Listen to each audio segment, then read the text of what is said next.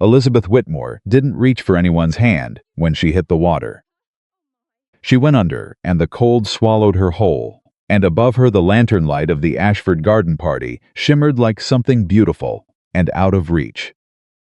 She could hear the laughter even beneath the surface.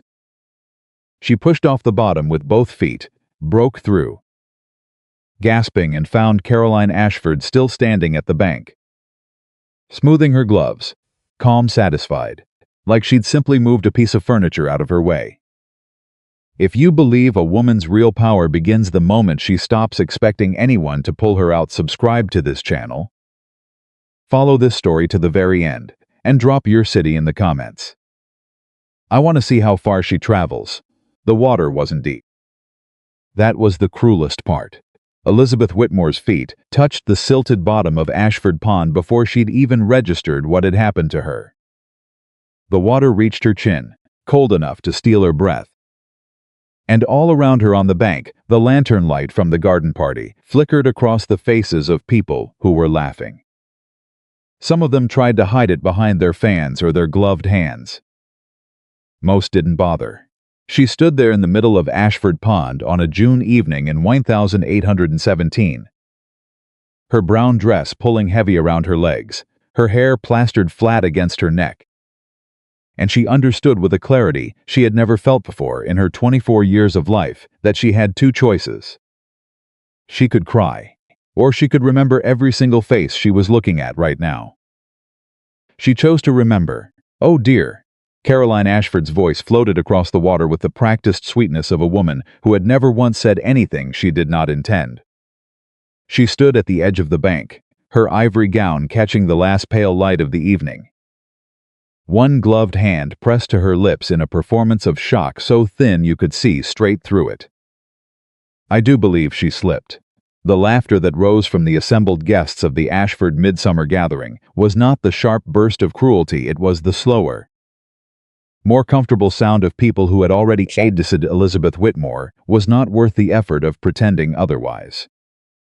Landowners' wives in silk and broadcloth, their husbands. The men who owned half of what was called settled Kentucky, with their silver watch fobs and their easy entitlement. A judge from Lexington. 2 state assemblymen who had drunk through the better part of the evening. The kind of people who decided, without ever having to say it out loud, who mattered and who did not. Elizabeth mattered to none of them. She put her palms flat against the muddy bank and pushed herself up out of the water. Not graceful, not dignified, she slipped once, caught herself, dug her fingers into the grass, and hauled her own weight onto solid ground.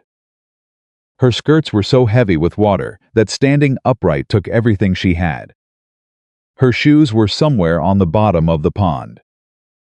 She did not look for them. She stood. She straightened her spine. She looked at Caroline Ashford. "Thank you," Elizabeth said. And her voice did not shake. "I needed the cooling off. The company was making me warm." The laughter stopped. Caroline's expression didn't change, not precisely, but something behind her blue eyes went very still. She had the face of a woman who was accustomed to the last word, and she recognized immediately that she had not gotten it. "Someone ought to see her home," said an older woman near the edge of the crowd, in the particular tone of voice that meant she found the whole situation distasteful without being prepared to do anything about it. "I'll see myself home," Elizabeth said. She didn't look at the older woman. She was still looking at Caroline. She picked up what was left of her dignity, turned and walked. The path back through the Ashford property ran along the edge of the formal garden, roses on one side, darkness on the other, and Elizabeth walked it alone, her wet dress dragging through the grass, her feet bare against the packed dirt of the path. And she did not let herself feel anything until she was past the garden wall and out of sight of the gathering. Then she stopped. She pressed both palms flat against the stone wall and breathed. Her father had repaired the Ashford carriage wheels 3 times this year. Her mother had sold butter and corn to the Ashford household through the winter. They had scraped together what it cost to have a decent dress made for Elizabeth's attendance at this gathering, because William Hargrove, who managed the Ashford accounts and the legal affairs of half the county, had told her father that tonight was the night to present herself. That Mr. Nathaniel Hayes, the most significant landholder in 3 counties, would be in attendance, that there might be a position respectable work, good pay managing the correspondence for the Hayes Land Office, a position that required reading and figures, both of which Elizabeth could do better than most men in the county and had been doing since she was 10 years old. Her father's books were 3 years behind. The axle repair he'd done in March had nearly cost him his hand, and it had cost him 2 months of work. The debt on the shop was pressing. Elizabeth was the best reader in the family, the best with numbers, the best at the careful, patient kind of thinking that kept accounts from going sideways. She had come tonight because her family needed her to. She had come tonight in a mended dress and borrowed shoes. And Caroline Ashford had waited until she was standing at the edge of the pond, honestly admiring the lantern reflections on the water, not doing anything wrong, not speaking out of turn, and had stepped up behind her and placed both hands flat on Elizabeth's shoulder blades and shoved. Just shoved her, like she was something in the way. Elizabeth's hands pressed harder against the stone. She straightened up. She wiped her face. She started walking again. She did not hear the footsteps behind her until they were close enough that she had no time to compose herself. And she turned with her chin up and her jaw tight, ready to face down whoever the Ashford household had sent to ask her to leave the property more quickly or more quietly. It was not anyone from the Ashford household. The man standing 6 feet behind her on the garden path was tall, in the way of men who have done real physical work, not the sculpted, fashionable height of the assemblymen back at the party, but the kind of height that comes from years of it. All of it settled into him like something permanent. He was holding his hat in his hands. That was the first thing she noticed. Not wearing it, holding it, the brim turning slowly through his fingers. And he stopped when she turned. "Ma'am," he said. That was all he said for a moment. She looked at him. He had dark hair, a weathered face, and the expression of a man who had just seen something he did not know how to account for. "If you've come to ask me to use the servant's path," Elizabeth said, "you can go back and tell whoever sent you that I'll be off the property before the half hour. Nobody sent me." He stopped turning the hat. "I came after you myself." She studied him. She had been in the general orbit of Ashford gatherings enough times delivering goods, accompanying her father on repair calls to know most of the prominent faces. She knew this one. She had not spoken to him before tonight. But she knew who he was, she said. He nodded once. "Miss Whitmore." She waited. The night was loud with insects and distant conversation from the garden party, and the path between them was quiet. "What happened back there wasn't right," Nathaniel Hayes said finally. His voice was level, unhurried, and he was looking at her directly.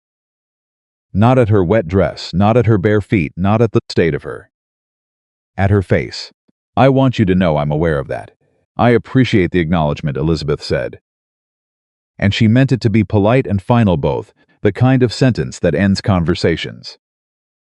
"I also want to ask you something," he said, and he did not take the exit she had offered him. "William Hargrove told me you were coming tonight because of the correspondence position. I still need somebody for that work. I'd like it if you'd still consider it." Elizabeth stared at him. "You want to offer me a position," she said, "while I'm standing here barefoot and soaking wet on your host's garden path. I want to offer you a position because William tells me you can read 3 languages and you run your father's accounts and you haven't made a single error in the records he's seen. And that kind of ability is hard to find." He paused. "The wet and the barefoot are on Miss Ashford, not on you. Doesn't seem right to let that change a business decision." She looked at him for a long time. "You watched her push me," Elizabeth said. Something moved across Nathaniel Hayes's face, not guilt. Exactly. Something more uncomfortable than guilt. like a man reckoning with the distance between what he should have done and what he had actually done. "I saw," he said. "I was on the far side of the gathering." "I didn't," he stopped. "I didn't get there in time to do anything about it." That's the honest answer.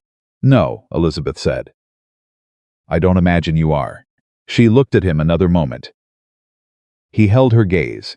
He didn't look away and he didn't fill the silence with excuses. And she noted that in spite of herself. "I'll think on your offer," she said.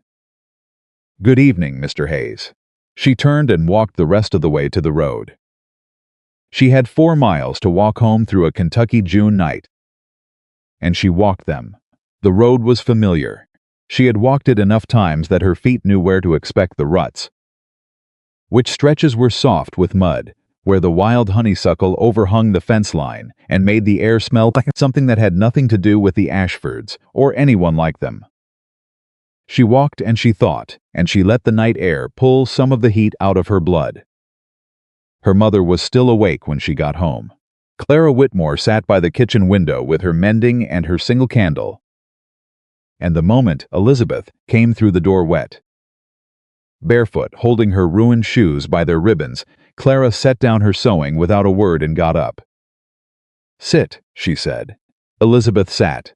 Her mother moved around the kitchen with the efficiency of a woman who had been dealing with hard things for 40 years and had long since stopped wasting energy being surprised by them.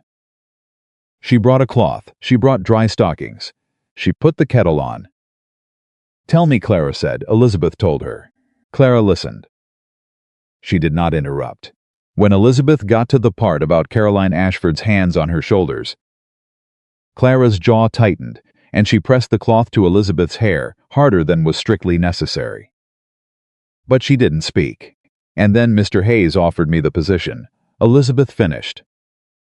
"The correspondence work." Clara was quiet for a moment. "What did you say?" "I said I'd think on it." "And have you thought on it?" Elizabeth looked at the table. At the worn grain of the wood, at the accounts ledger her father kept at one end of it. At the stub of a pencil next to the ledger that she had sharpened so many times, there was almost nothing left of it. "I'm going to take it," she said. Her mother made a sound that was not quite agreement and not quite objection. She put a cup of tea on the table in front of Elizabeth and sat down across from her. "The Ashfords won't like it," Clara said. "I know. And if Caroline Ashford decides to make trouble for you, she already made trouble for me." "Mama."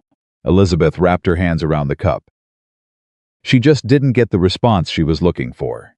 Jeremiah Whitmore came in from the shop at first light, stiff from the shoulder that hadn't healed right, and Elizabeth told him over breakfast what had happened and what she intended to do. He sat with it for a while. He was a quiet man. He had always been a quiet man, but the quiet he sat in now had a particular quality to it. The kind that meant he was fighting something down. "You shouldn't have had to walk home like that," he said finally. "No," Elizabeth said. "I shouldn't have. I should have gone with you. You couldn't have gotten through the door." It was an invitation gathering. She touched his hand. "Papa, the Hayes position pays 3 times what I'd make doing copy work at the land office. We need it." He looked at the ledger at the end of the table. "You sure about this man Hayes?" he said. "I'm not sure about anything yet," Elizabeth said honestly. "But he looked me in the face and he talked straight." "That's more than most." Jeremiah Whitmore turned his cup in his hands. "If he gives you any trouble, then I'll handle it," Elizabeth said. "Like I handle everything else." He looked at her for a moment. Then he nodded, the slow nod of a man who had raised a daughter he trusted and who had not quite resigned himself to the world that trust would take her into. "All right," he said. "All right." She sent a note to the Hayes land office that morning. She used her best handwriting, which was considerably better than best. And she kept the letter brief. She was prepared to discuss the position if Mr. Hayes was still interested, and she could present herself at his office on whatever day was convenient. The reply came back by midday, delivered by a boy on a bay mare. "Miss Whitmore, tomorrow at 9 would suit me well. N. Hayes." She was there at 8:55. The Hayes land office occupied the ground floor of a solid timber frame building on the main road into Harlan. And when Elizabeth arrived, the door was already open. A clerk she didn't recognize was setting papers in order at a desk near the window. And he looked up when she came in with the expression of a man who had been told to expect her and was making up his mind what to make of her. "Miss Whitmore," he said. "Yes," she said. "Mr. Hayes is expecting you." He gestured toward the door at the back of the office. "Go on through." Nathaniel Hayes was standing at the window when she came in. Looking out at the road, he turned when she entered. He was dressed more plainly than he had been the night before, work clothes. Clean but not formal, and he looked more like himself this way. Whatever self that was. Less like the gatherings he was apparently expected to attend, and more like someone who actually meant to get something done today. "Miss Whitmore," he said. "Thank you for coming." "Thank you for the offer," she said. She stood where she was, her hands folded in front of her, and did not take the chair he was clearly about to gesture her toward. She had decided on the walkover that she was going to be direct, because she suspected direct was the only language this particular arrangement was going to survive. "Before we discuss terms, I want to say something." He paused in the act of gesturing toward the chair. "Go ahead." "I'm good at this work," she said. "I am probably better at it than whoever you have doing it now. I can read Latin well enough to parse legal documents. I can do compound interest without a table, and I don't make errors when I'm tired. If you hire me, you'll be getting your money's worth." She paused. "I'm also going to need you to understand that I won't be treated the way I was treated at the Ashford gathering. Not by your clients, not by anyone you send to speak with me on your behalf. If someone comes into this office and makes it unpleasant for me, I'm going to say so. I won't be quiet about it to preserve anyone's comfort." She stopped. Nathaniel Hayes looked at her for a moment. "Is that all?" he said. "Yes," she said. "Then sit down," he said, "and let's talk about the terms." She sat. He sat across from her, and he put his hands flat on the desk. And he talked to her like a man who was trying to make a fair agreement. Not like a man doing her a favor. He named a wage. She said the figure was reasonable. He told her she'd be handling all the written correspondence for the land transfers in 3 counties, maintaining the deed records, and liaising with the Lexington assessor's office on disputed boundaries. She told him she'd need access to the survey maps and the original grant documents. He showed her where they were. They shook hands at 9:40. She started the following Monday. The Ashford house sat 4 miles to the north of the Hayes office, on a rise above the river behind a long fence line of locust trees. Caroline Ashford learned that Elizabeth Whitmore had taken the Hayes correspondence position before the week was out, because this was the kind of county where that sort of thing was known immediately by anyone who thought it mattered. Caroline thought it mattered. She was sitting in the front parlor of the Ashford house on the Friday afternoon when she received the intelligence, delivered with some amusement by a neighbor who had no idea she was delivering anything significant. And her face remained perfectly pleasant through the conversation. And she thought with the cold clarity of a woman who had never once lost something she'd decided she wanted, that this would need to be addressed. The problem was not that Elizabeth Whitmore had found employment. The problem was the specific employment she'd found. Nathaniel Hayes was Caroline's intended. The engagement was not yet formally announced. Her father was still working through certain property arrangements with the Hayes family's man of business, but it was understood.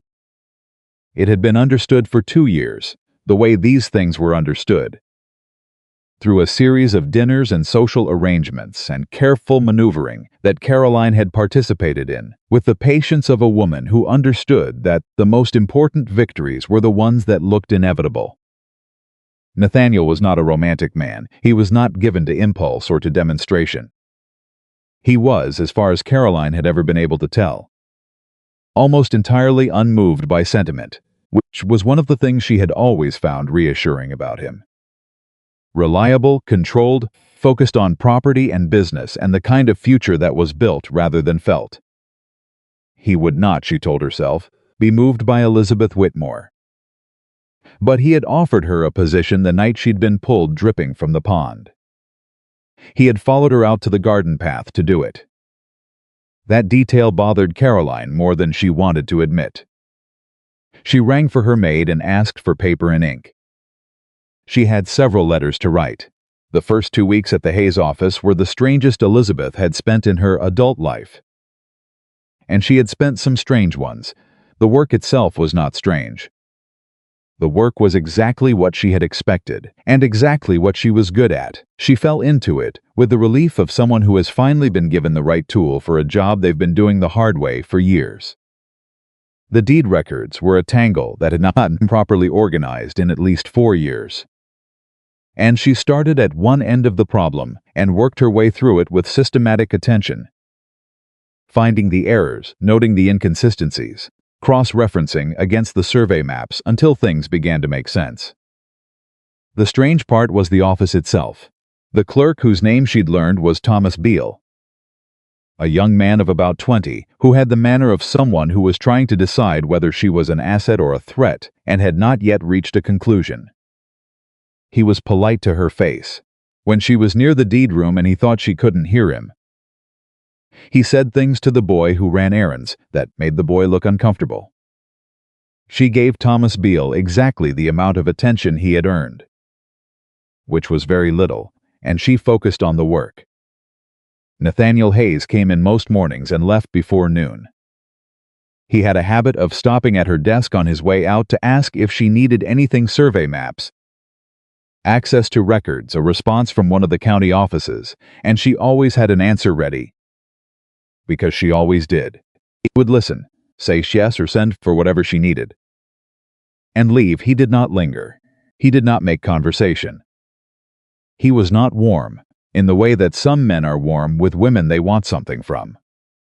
He was direct and businesslike, and Elizabeth, who had had enough of charm deployed as manipulation to last her a lifetime, found this more comfortable than she expected to.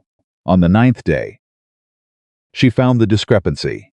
It was in the Harlan County deed records from 1814, a transfer of land that had been recorded twice. Once under the original grant holder's name, and once under a name she didn't recognize, with different acreage figures, different boundaries, and a witness signature on the second document that didn't match any signature she'd found anywhere else in 3 years of records. She sat with it for a while. She pulled the corresponding survey map. She looked at the boundary descriptions against what was on the survey. They didn't match the original grant, but they did match the layout of a particular stretch of river bottom land that she happened to know because her father had repaired axles for half the farmers in the county and heard a lot of things while he worked had been the subject of a bitter dispute 3 years ago between a farming family named Cook and the Ashford estate. The Cooks had lost. She sat with that for a long time. She put the documents back in the correct order. She noted the discrepancy in her ledger with a precise, neutral entry. She wrote nothing else. She was not yet sure enough of what she was looking at to say anything to anyone. But she was going to be sure. She was a woman who did not make errors when she was tired. And she did not make accusations when she was uncertain. And she was going to go through every deed transfer that touched Ashford-adjacent land in this county, going back 10 years, if that was what it took. She locked the deed room at the end of the day. She said good evening to Thomas Beale, who said good evening back with his careful, measuring politeness. She put on her bonnet and her gloves, and she walked back out into the Kentucky summer. Above the road, the sky was going red along the western edge, the color of something that has been burning a long time. She walked toward it. She had been in the position for 3 weeks when Caroline Ashford came to the office. Elizabeth heard the carriage before she saw it, the particular sound of good horses and well-maintained wheels, which she had been hearing her whole life from the working end of the equation, and she kept her attention on the document in front of her even after the door opened. "I'd like to speak with Mr. Hayes," Caroline said to Thomas Beale, in the tone of a woman who had never once had to say what she wanted twice. Mr. Hayes is out, Thomas said. Miss Whitmore is here, if I'll wait, Caroline said. Elizabeth turned around. Caroline Ashford stood in the doorway of the Hayes land office in a blue riding dress and a hat that cost more than a month of Elizabeth's new wages. And she looked at Elizabeth the way she had looked at her at the garden party, with the particular, weighing assessment of a woman taking stock of something she intended to remove. Miss Whitmore, she said. Miss Ashford, Elizabeth said. Can I help you with something? I think that's unlikely, Caroline said pleasantly. She came into the office without being invited, glanced around at the organized shelves and the neat stacks of paper and the ledger open on Elizabeth's desk with the particular expression of a woman who had expected a mess and found order and liked the order less than she'd have liked the mess. I wanted to see what you'd done with the place. I've organized the records, Elizabeth said. Was there anything related to the Hayes correspondence that you needed assistance with? Caroline looked at her for a moment. The pleasantness stayed on her face, the way a painting stays on a wall. You're very confident for someone in your position, she said. I'm confident in the work I do, Elizabeth said. If you'd like to tell Mr. Hayes you stopped by, I'll let him know. I'll leave him a note, Caroline said. And she crossed to the small writing table by the window without being invited to. Sat down and took up the pen that was there. She wrote for a moment. Then she looked up. I want to be straightforward with you. Miss Whitmore, she said, and her voice had dropped the pleasantness like a coat she no longer needed indoors. You are working for a man who is soon to be my husband. The position you currently occupy will not remain appropriate once we are married. I want you to have some time to find other employment before that becomes awkward. Elizabeth looked at her. I appreciate the notice, Elizabeth said. When the engagement is announced and the wedding date is set, I'll revisit the question. Until then, I intend to keep doing the work I was hired for. Caroline's eyes went flat. You're making this harder than it needs to be, she said. I'm making it exactly as hard as it needs to be, Elizabeth said. Which is not hard at all. I work for Mr. Hayes. He hasn't asked me to leave. Caroline set down the pen. She stood. She folded the note she'd written and left it on the table. You should be careful, she said, still pleasant. Still controlled, and underneath it something cold and certain. This county is smaller than you think. Thank you for coming by, Elizabeth said. Caroline left. Thomas Beale, from his desk near the window, had been so quiet during the entire exchange that he might have been furniture. Elizabeth did not look at him. She turned back to her desk. She picked up her pen.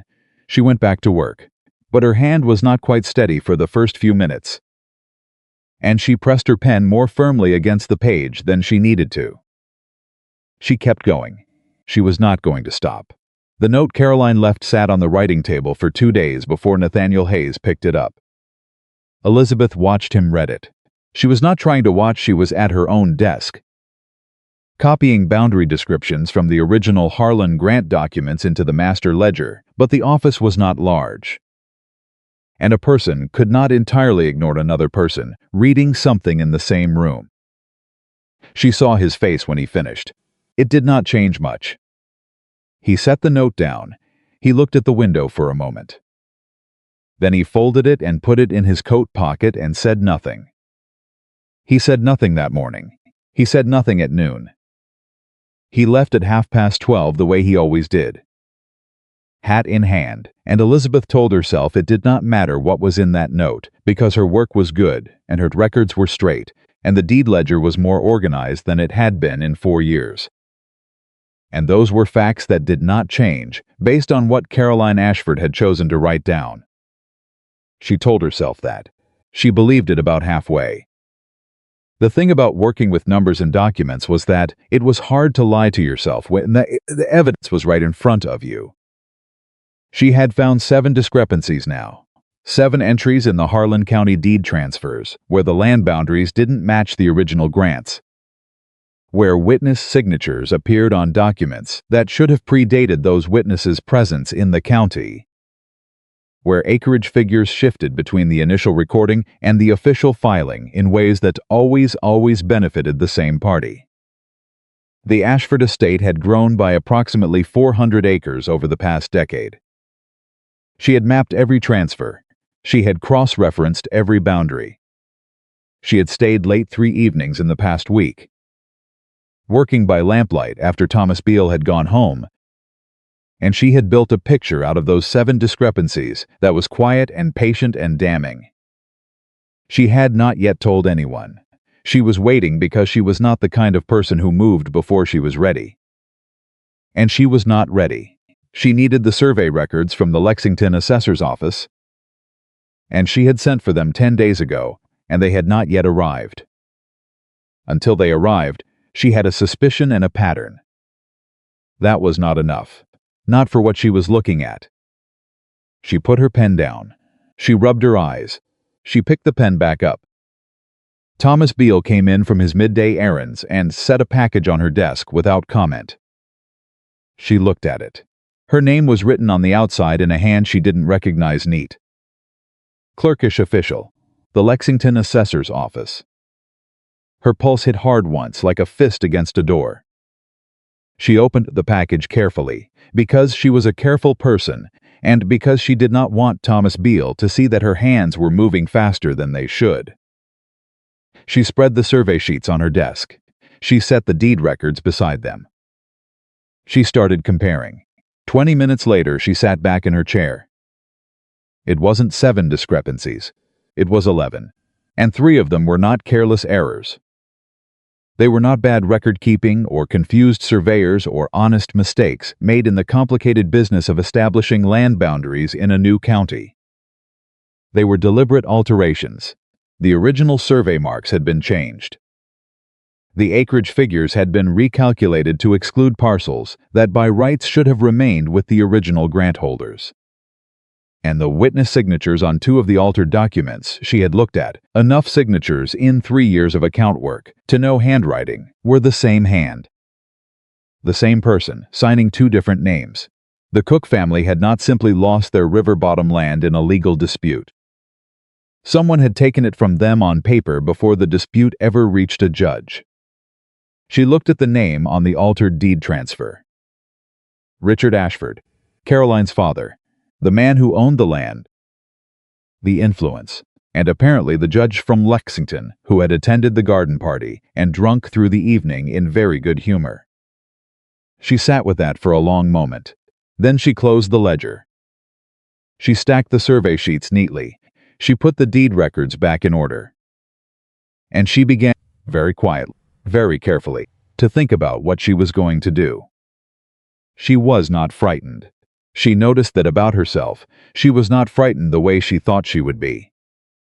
The way any sensible person probably should be when they found themselves sitting on evidence that implicated the most powerful family in the county. What she felt was something colder and more focused than fear. She felt the particular clarity of a person who has stopped hoping the problem will resolve itself and has started working out exactly what they intend to do about it. She was still thinking when the door opened and Nathaniel Hayes walked back in. He was an hour earlier than usual. He came in the way he always did, direct. No wasted motion, and then he stopped when he saw her face. "What is it?" he said. She looked at him. She had been thinking about this too, about him. Specifically, about what he knew and what he didn't, and which of those things was more dangerous to her. He was not an Ashford, but he was a wealthy landowner in the same county, operating in the same circles, present at the same gatherings. And he had been standing on the far side of the party the night Caroline Ashford pushed her into the pond and had not gotten there in time to do anything about it. That was his own accounting. She had decided sometime in the past half hour that she was going to trust him with the small version of this and watch what he did with it. "I need to ask you something," she said. He sat down across from her desk, which he did not usually do. He put his hat on his knee. "Go ahead. The Cook family," she said. "The dispute over the river bottom land in 1814. What do you know about how it was settled?" Something changed in his expression. Not guilt, something more like the look of a man who has been waiting for a particular question without knowing when it was going to arrive. The Ashfords presented documentation of prior claim, he said. Carefully. The judge ruled in their favor. Do you know where that documentation came from? I know where they said it came from. And do you believe it? He was quiet for a moment. Ask me what you're actually asking me, he said. Elizabeth spread the two documents on the desk in front of him. The original Cook grant, the altered Ashford transfer. She put them side by side and let him look. He looked for a long time. She watched his face. She was good at watching faces. She had grown up in a shop where men came to negotiate repair prices, and she had learned early how to read the difference between a man who was genuinely surprised and a man who was confirming something he had suspected. Nathaniel Hayes looked like the second kind. The surprise was not in his face. What was in his face was something harder and less comfortable, the expression of a man who has just been shown the full size of something he had been carefully not looking at directly. How many, he said finally. 11 discrepancies. 3 definitive alterations. He set the documents down. He was quiet for a full 30 seconds, long enough that Thomas Beale, who had been very still near the window, shifted in his chair. Thomas, Nathaniel said without looking up. Sir, go run those letters to the post office. Take your time. Yes, sir. The door opened and closed. Nathaniel looked at Elizabeth. How long have you known? I've been building it for 2 weeks. I was waiting for the Lexington surveys to confirm what the deed records suggested, and now they have. Yes, he stood up. He walked to the window. He stood there for a moment with his hands behind his back. And Elizabeth sat at her desk and watched the back of his head and waited. Richard Ashford, he said, is one of the most connected men in this part of the state. He has the ear of 2 assemblymen and a standing relationship with the land commissioner in Frankfort. If you take this to the wrong person, it disappears. And you disappear with it. I know, Elizabeth said. That's why I haven't taken it to anyone yet. He turned around. Why are you telling me? She looked at him steadily. Because this is your county too. Because this office holds the deed records for the same region where the alterations occurred. And because if something happens to these documents before I can get proper copies made and secured, I want at least one other person to know what's in them. He looked at her for a long time. You're not asking me to fix it for you, he said.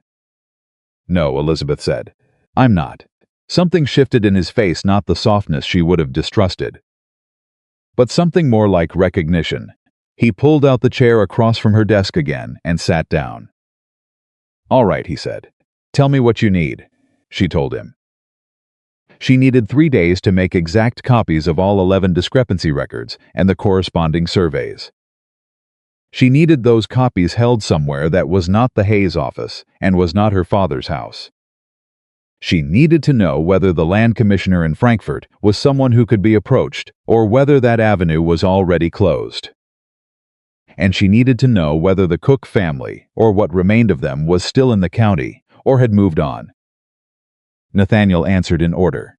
He could have the copies held at the office of a man named Garrett Foss in Barberville, a lawyer he trusted who had no connection to the Ashford interests. The land commissioner was a man named Hale, who had a reputation for honesty and a known dislike of the Ashford family stemming from a property dispute 5 years back. And the Cook's Thomas Cook's widow, a woman named Marin, was living with her brother-in-law's family on the north side of the county. About 8 miles out, Elizabeth absorbed all of this. You know a great deal about this situation, she said. I know a great deal about this county, he said. I didn't know about the documents.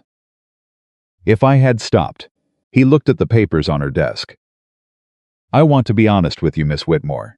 I have done business with Richard Ashford.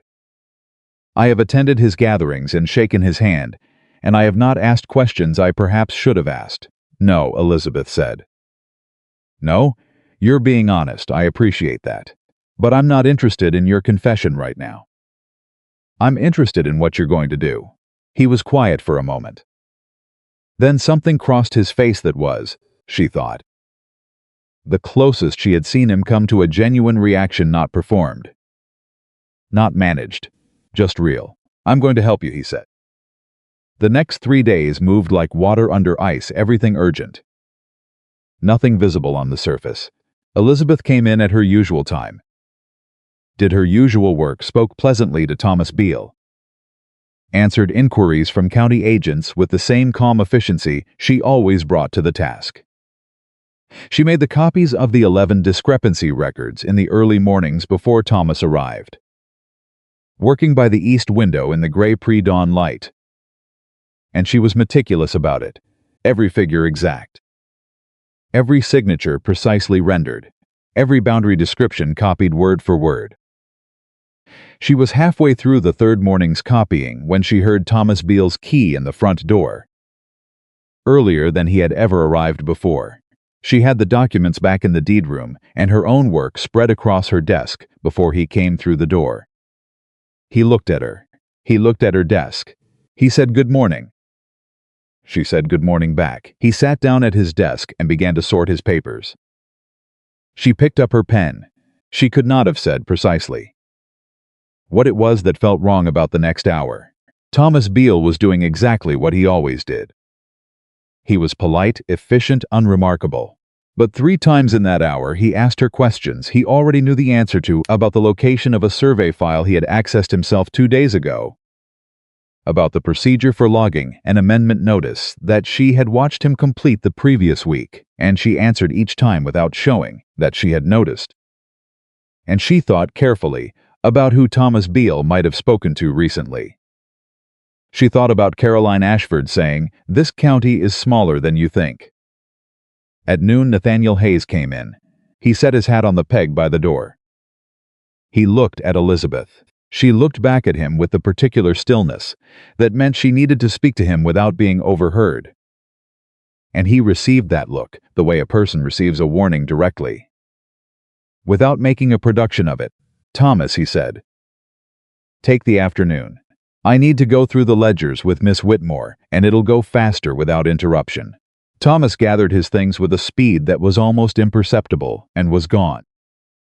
The moment the door closed, Elizabeth said, "How well do you trust him?" Nathaniel's expression said he had been thinking the same thing. "I trusted him well enough until this week. Someone told Caroline Ashford I was here in the evenings," Elizabeth said. "I wasn't late by much, half an hour, 40 minutes, but she knew. She mentioned it at the end of our conversation, when she was leaving. She said she hoped I wasn't making myself too indispensable." She paused. It was a specific kind of knowing. Nathaniel sat down.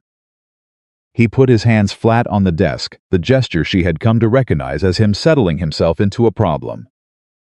"The copies," he said, "done. I'll have them to Garrett Foss by end of day if you can send someone reliable. I'll take them myself." She looked at him. "That'll attract notice. I have business in Barberville that's been waiting 2 weeks. It won't look out of place." He met her eyes. "Are the originals secure here?" "As secure as this office is," she said. "Which is only as secure as the people who have keys to it." He was quiet for a moment. Then he said, "I'll have the lock changed this afternoon. I'll tell Thomas the mechanism failed. He'll have a new key, but I'll know if the records have been accessed." Elizabeth looked at him. "You're handling this carefully." "I'm handling it carefully because you handled it carefully," he said. "You could have gone to the first person you thought might help and blown the whole thing apart before it was ready. You didn't. Going off half-cocked doesn't solve problems," she said. "It just makes them louder." He almost smiled. It was the first time she had seen anything close to it on his face. And it came and went quickly, but she caught it. "No," he said.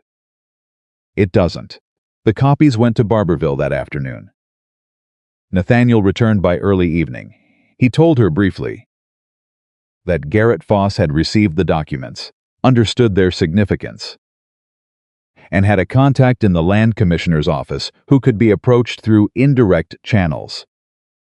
Hale himself, the commissioner, was due in Harlan in 6 weeks for the regional land review. 6 weeks was not nothing, but it was not forever. 6 weeks, Elizabeth said. 6 weeks, he confirmed. She nodded. She started putting on her gloves, Miss Whitmore. She looked up. He was standing by the window, the evening light behind him. And he had that look again, the one she couldn't quite categorize. The one that was not a performance of anything. "What you found in those records," he said. "The Cook family lost their land because of it. Their livelihood." Marin Cook had 4 children. "I know," Elizabeth said. "When this is over, however it ends, I want to make that right if it's possible. I want you to know that." She held his gaze. She thought about what it meant that he had said it like a statement of intention rather than an appeal for her approval. "I believe you," she said. And she found, which surprised her, that she meant it entirely. She left. The evening was long and still and golden in the way of Kentucky summers. And she walked the familiar road home, and she thought about what 6 weeks meant, and what could happen in 6 weeks, and what she was going to do before the land commissioner arrived. She was still thinking when she heard the horse behind her. She stepped to the side of the road without alarm. People traveled this road regularly, and then she heard the horse slow. And she turned. It was not anyone she recognized immediately. A man on a brown horse, perhaps 35, well dressed in the manner of someone performing prosperity rather than inhabiting it. He looked down at her from the saddle with an expression of careful pleasantness. "Miss Whitmore," he said. She did not confirm or deny this. "Can I help you?" "Mr. Ashford would like a word with you," the man said. "At your convenience, of course." He thought perhaps tomorrow morning. "Before you go to the office." She looked up at the man on the brown horse and thought about what Richard Ashford knowing her name meant. And what it meant that he knew her route home, and what it meant that he had sent someone pleasant rather than someone threatening. The pleasant ones were usually worse. "Tell Mr. Ashford," she said, "that my schedule is quite full this week. If he has business related to the Hayes Land Office, he's welcome to submit a written inquiry." The man on the horse held his pleasant expression. "He thought you might say something like that. Then he'll be unsurprised," she said. "Good evening." She turned and kept walking. She did not look back. She listened to the horse stand still on the road behind her for a long moment. And then she heard it turn and move away, and she kept her pace exactly as it had been, steady, unhurried, deliberate, until she was around the bend in the road and out of sight. Then she walked a great deal faster. She did not stop until she was inside her own house with the door shut behind her. Her mother looked up from the kitchen table. Clara Whitmore had a face that had seen enough of life to read it accurately.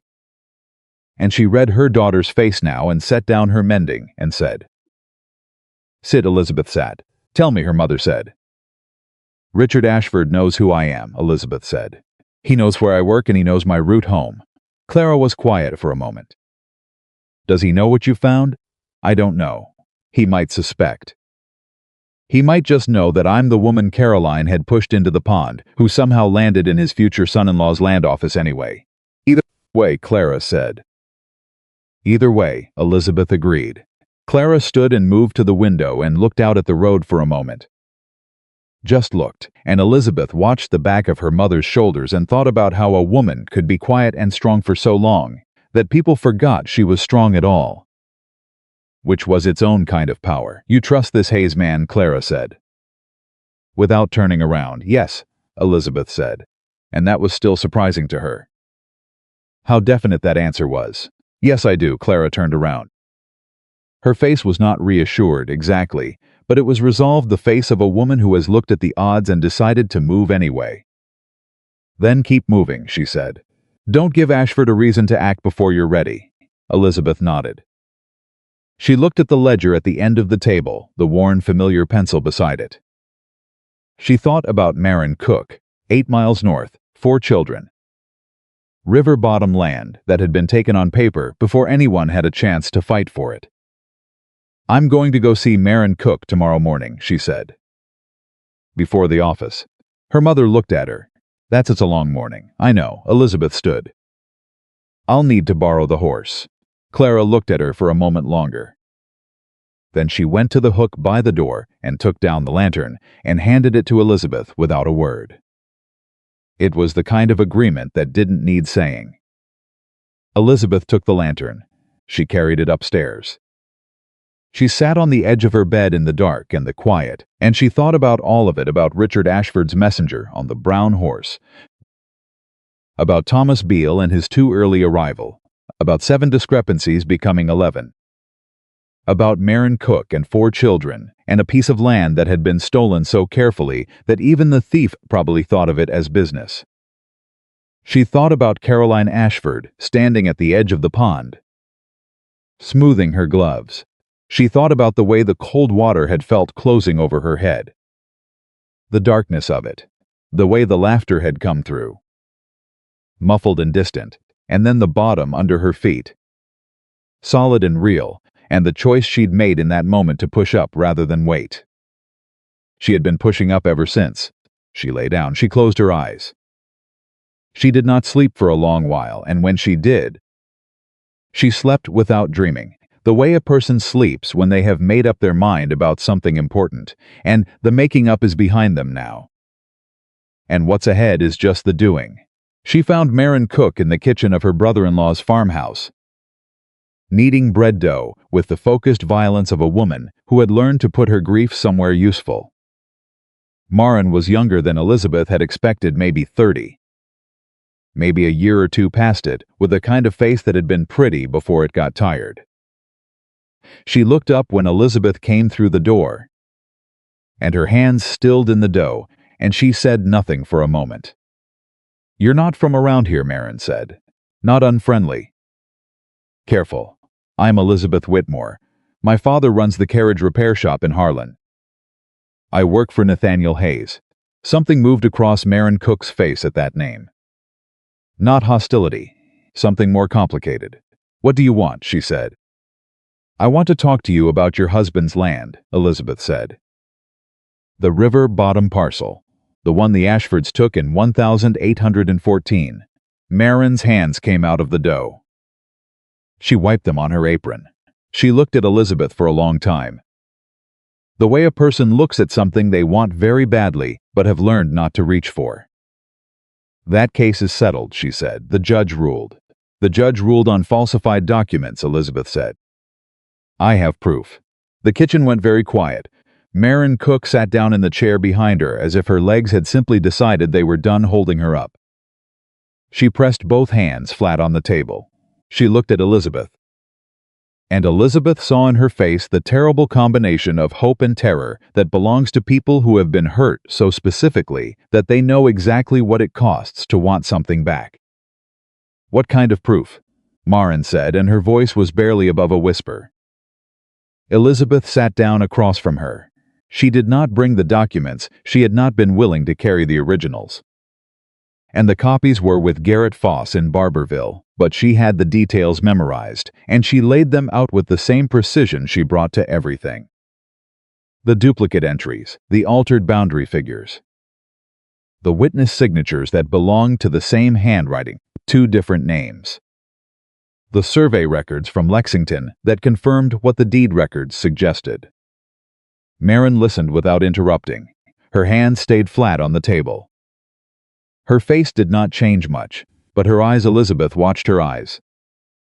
Because that was where the truth lived, a person who had learned to keep everything else still. Her eyes went through something that was almost painful to witness. Recognition, fury, grief, and underneath all of it, slow and tentative as a plant pushing through cracked ground. Something that might become hope if it was given enough time and enough reason. "I knew it," Marin said when Elizabeth finished. Her voice was quiet and absolute. "I knew Thomas didn't lose that land fair. He worked that parcel for 6 years. He knew every inch of it. When the judge read the ruling and cited documents Thomas had never seen, I knew. But I didn't." She stopped. She pressed her lips together.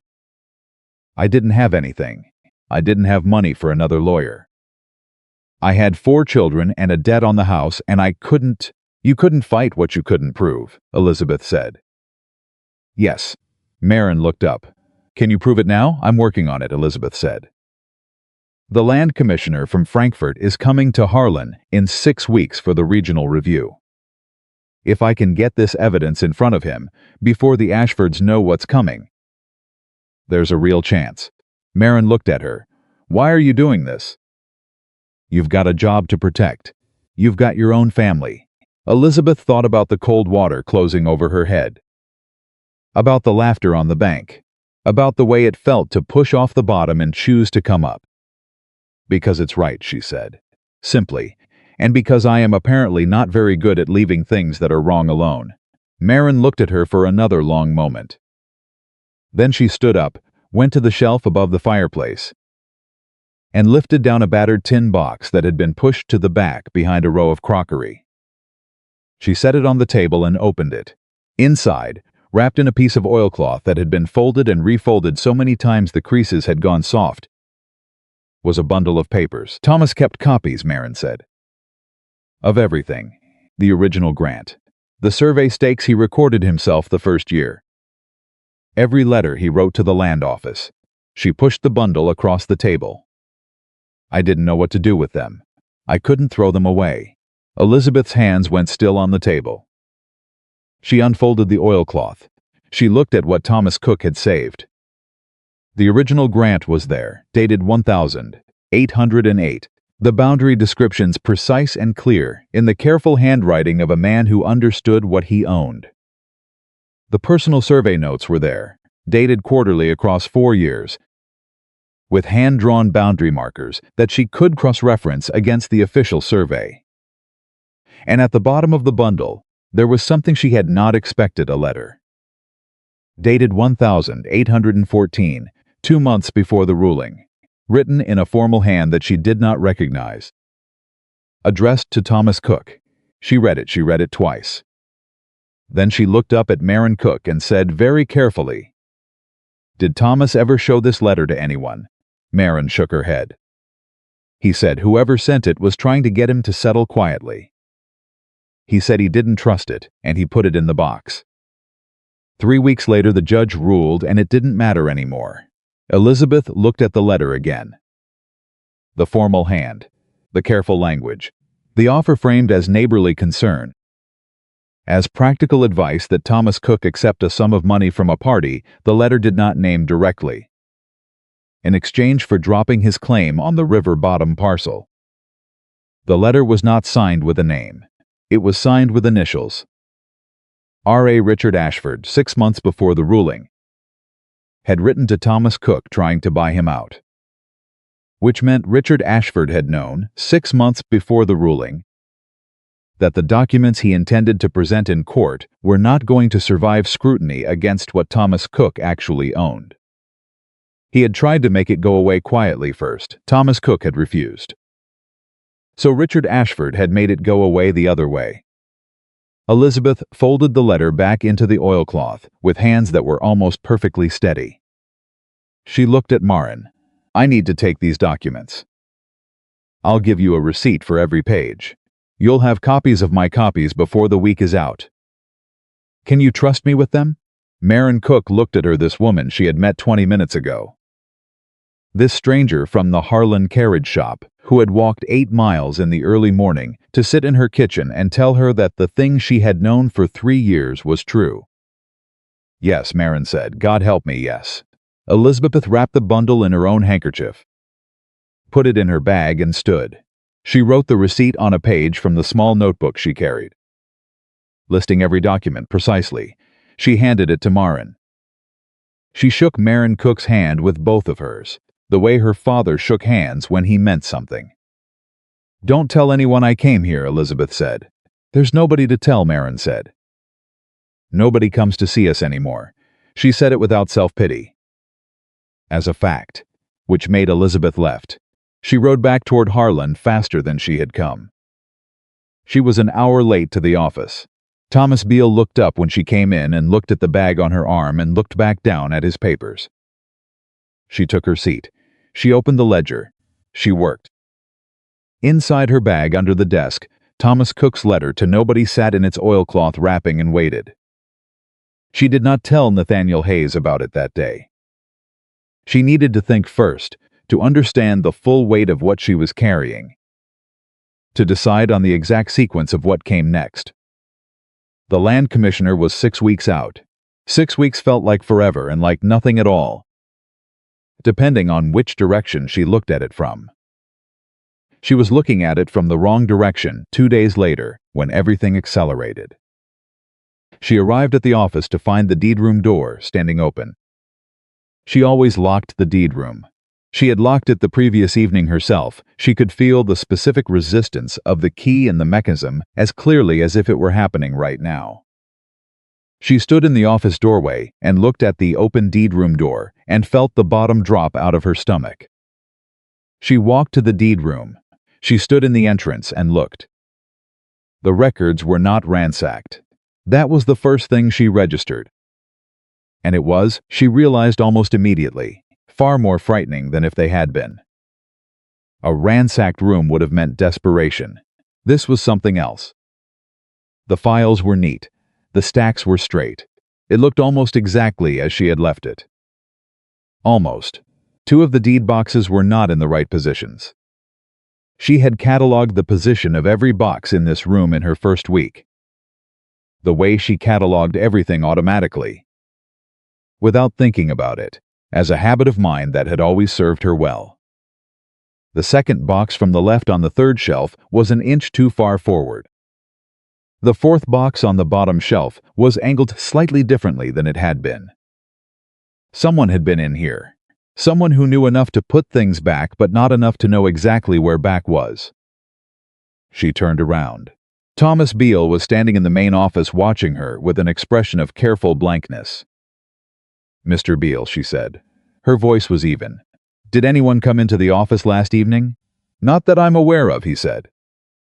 "Did you come back after hours?" A pause, 1 beat too long. "No."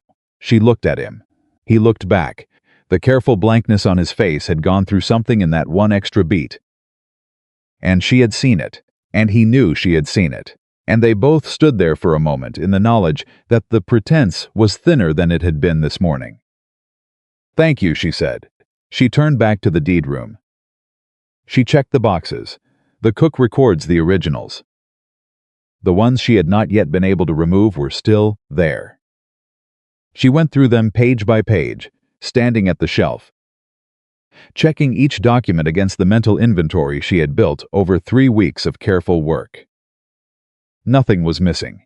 She stood with that for a moment. Nothing was missing because whoever had been in here had not been looking to steal. They had been looking to see what she had. They had been counting, comparing, assessing, trying to determine how much she knew and how far along she was. Which meant that what she had was not yet fully understood by the people trying to understand it. Which meant she had less time than 6 weeks. She went to the window. She looked out at the road. She thought about Thomas Beale behind her and Richard Ashford's messenger on the brown horse, and Caroline smoothing her gloves at the edge of the pond. And she made a decision in the space of about 40 seconds that would have taken her 40 days under different circumstances. She turned around. "I need to speak with Mr. Hayes urgently." "Do you know where he is this morning?" "He said he'd be at the Miller property," Thomas said. His voice was back to its careful politeness. "North Road, about 2 miles. She did not take the deed room documents. She locked the deed room with the new key. Nathaniel had changed the lock. But Thomas had a new key, and clearly someone had access to it. So the lock had done what it could and no more. She picked up her bag. She put on her bonnet. She said she had an errand and would be back before noon. She was out the door before Thomas could say another word. She found Nathaniel at the Miller property fence line, talking to a man she didn't recognize. Both of them looking at a stretch of boundary stakes, with the focused attention of men working out a problem in land. He saw her coming from a distance. She was moving faster than her usual pace, and she knew it, and he said something to the other man and walked toward her. They met at the edge of the road. "The deed room was accessed last night," she said. Without preamble. "Someone with a key. They didn't take anything, but they went through the cook records." Nathaniel's face went very still. "Thomas, I can't prove it yet, but yes." He turned partially away from her, looked at the fence line for a moment, turned back. His jaw was tight. How much did they see, the Cook originals? Possibly the survey cross-references. Not the Lexington assessor's documents, those are in Barberville. Not the letter. What letter? She told him about Marin Cook's tin box. About Thomas Cook's bundle of papers, about the letter signed R.A. She watched his face go through several things in quick succession: surprise, calculation, and then something that was close to anger. The controlled kind that goes cold rather than hot. He tried to buy Cook out first, Nathaniel said. 6 months before the ruling, Thomas refused, so he falsified the documents instead. Yes. Nathaniel was quiet for exactly 4 seconds. She counted. Then he said, "Where is the letter now?" "In my bag. On my person. I haven't let it out of my hand since Marin gave it to me." He looked at the bag on her arm. He looked at her face. "We need to move faster than 6 weeks. I know. Hale's review isn't. I know when it is," she said. "But Ashford knows we have something now. He doesn't know exactly what. But he knows enough. Once he figures out what the letter says, he's going to move to discredit it before we can use it. He'll go after Marin Cook. He'll go after you.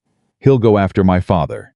That last one landed on her own ears with a weight she hadn't fully felt until she said it out loud. Her father's shop, the debt, the axle that had nearly cost him his hand. A man like Richard Ashford could end the Whitmore family's livelihood with 3 conversations and a word to the right creditor. "Your family," Nathaniel said, and his voice had changed. "My family can manage," she said, which was what she said whenever she was frightened for someone she loved. "What I need right now is to get in front of Hale before Ashford does." "Is there any way to reach him before the scheduled review?" Nathaniel thought for a moment. "Garrett Foss knows his secretary. There might be a way to request an early conference on grounds of time-sensitive evidence. It's not regular procedure, but Hale has done it before when the situation warranted." "This situation warrants," Elizabeth said. "Yes," Nathaniel said, "it does." He looked at her. "I'll ride to Barberville today. I'll talk to Garrett in person." She nodded. Then she said, "There's one more thing." He waited. "Thomas Beale," she said. "I need to know when he started reporting to Ashford. Because if it was before I arrived, then everything in that office has been compromised since I started.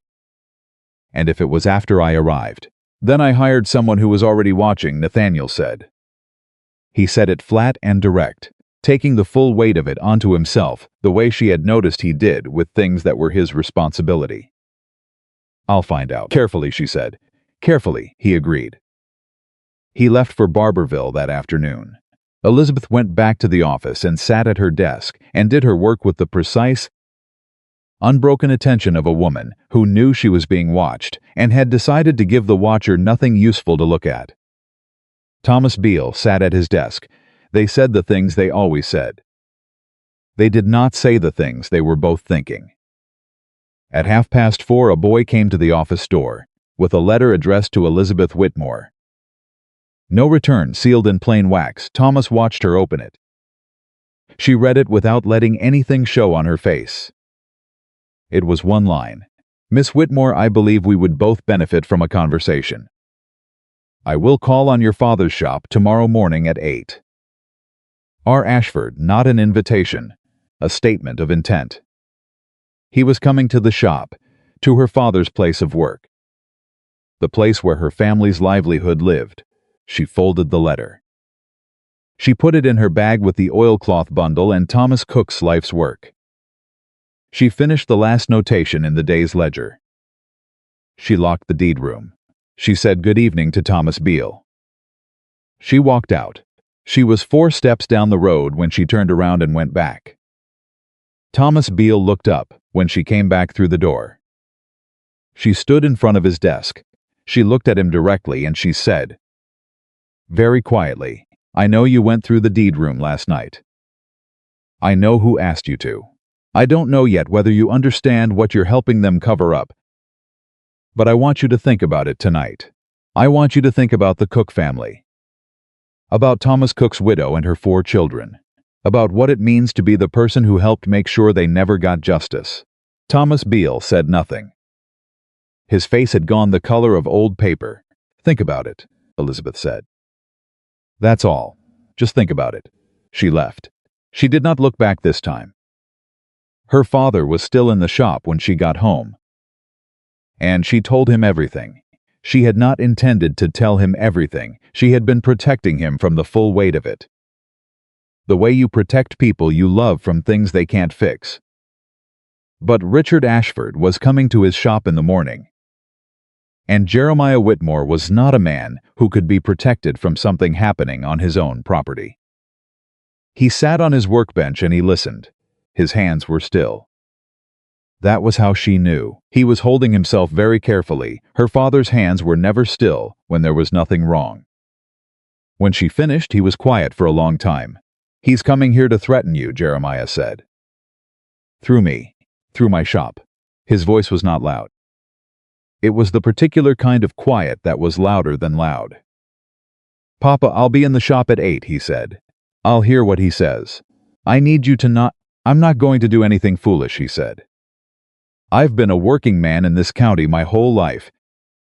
Elizabeth, I know how these people operate. I know exactly how much they think we're worth." He looked at her. "But I am going to be there when he comes, because this is my shop and you are my daughter, and I will not sit in the house while Richard Ashford stands in my doorway and makes threats." She looked at her father. At the shoulder that had never healed right. At the hands that had built and repaired and worked this county for 30 years, without a single dishonest dealing.